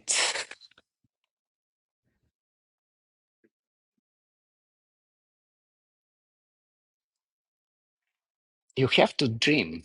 You have to dream. Like you know, like if I was to say, well, I will never be a world champion, I will put everything I have today that I will not be a world champion. You have to dream, and sometimes to convince yourself, you have to be so bold that actually you say it out loud that everybody knows it and keeps you on it. Um, Not everybody wants to be, and not everybody can be, but hopefully you, when you guys listen, you get my point. You cannot say, oh, I'm doing this for fun, or I'm like you have to start with some level of confidence, but it cannot be baseless confidence. You have to stay curious. And probably the most important advice that I will give everybody is, you have intuition, and that intuition is really, really, really valuable. And we all do. If we stop for a moment, we know what is right and we know what is wrong. Um, um, just this space and dynamics of society, um, including, again, well, this is the norm, everybody does it, or everybody whatever.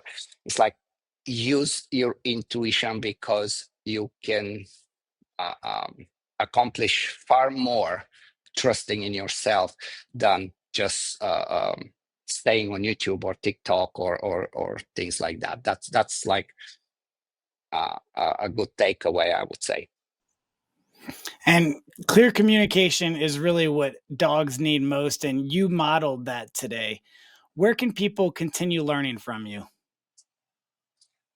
Um, yeah, I mean, if you know, sometimes people think the school is a little bit pricey, which it is. But again, I believe that I will bring something.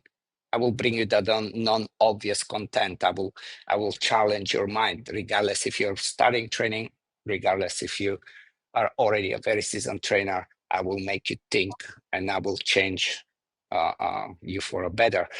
Um, Training without conflict is the school. Odvitu Shamali Noa, you know, puppies, and sometimes we do training and workshops and stuff, but most of the times, trainingwithoutconflict.com, that's the best way. And of course, all the social media places. Yeah. And as always, we'll be sure to put all those links in the description. So if you are watching this, just go down, you'll see the links. And that's it, everybody. Stay patient, stay clear, and keep showing up for your dog. Thanks again, and we'll see you next time. Thanks, Nate.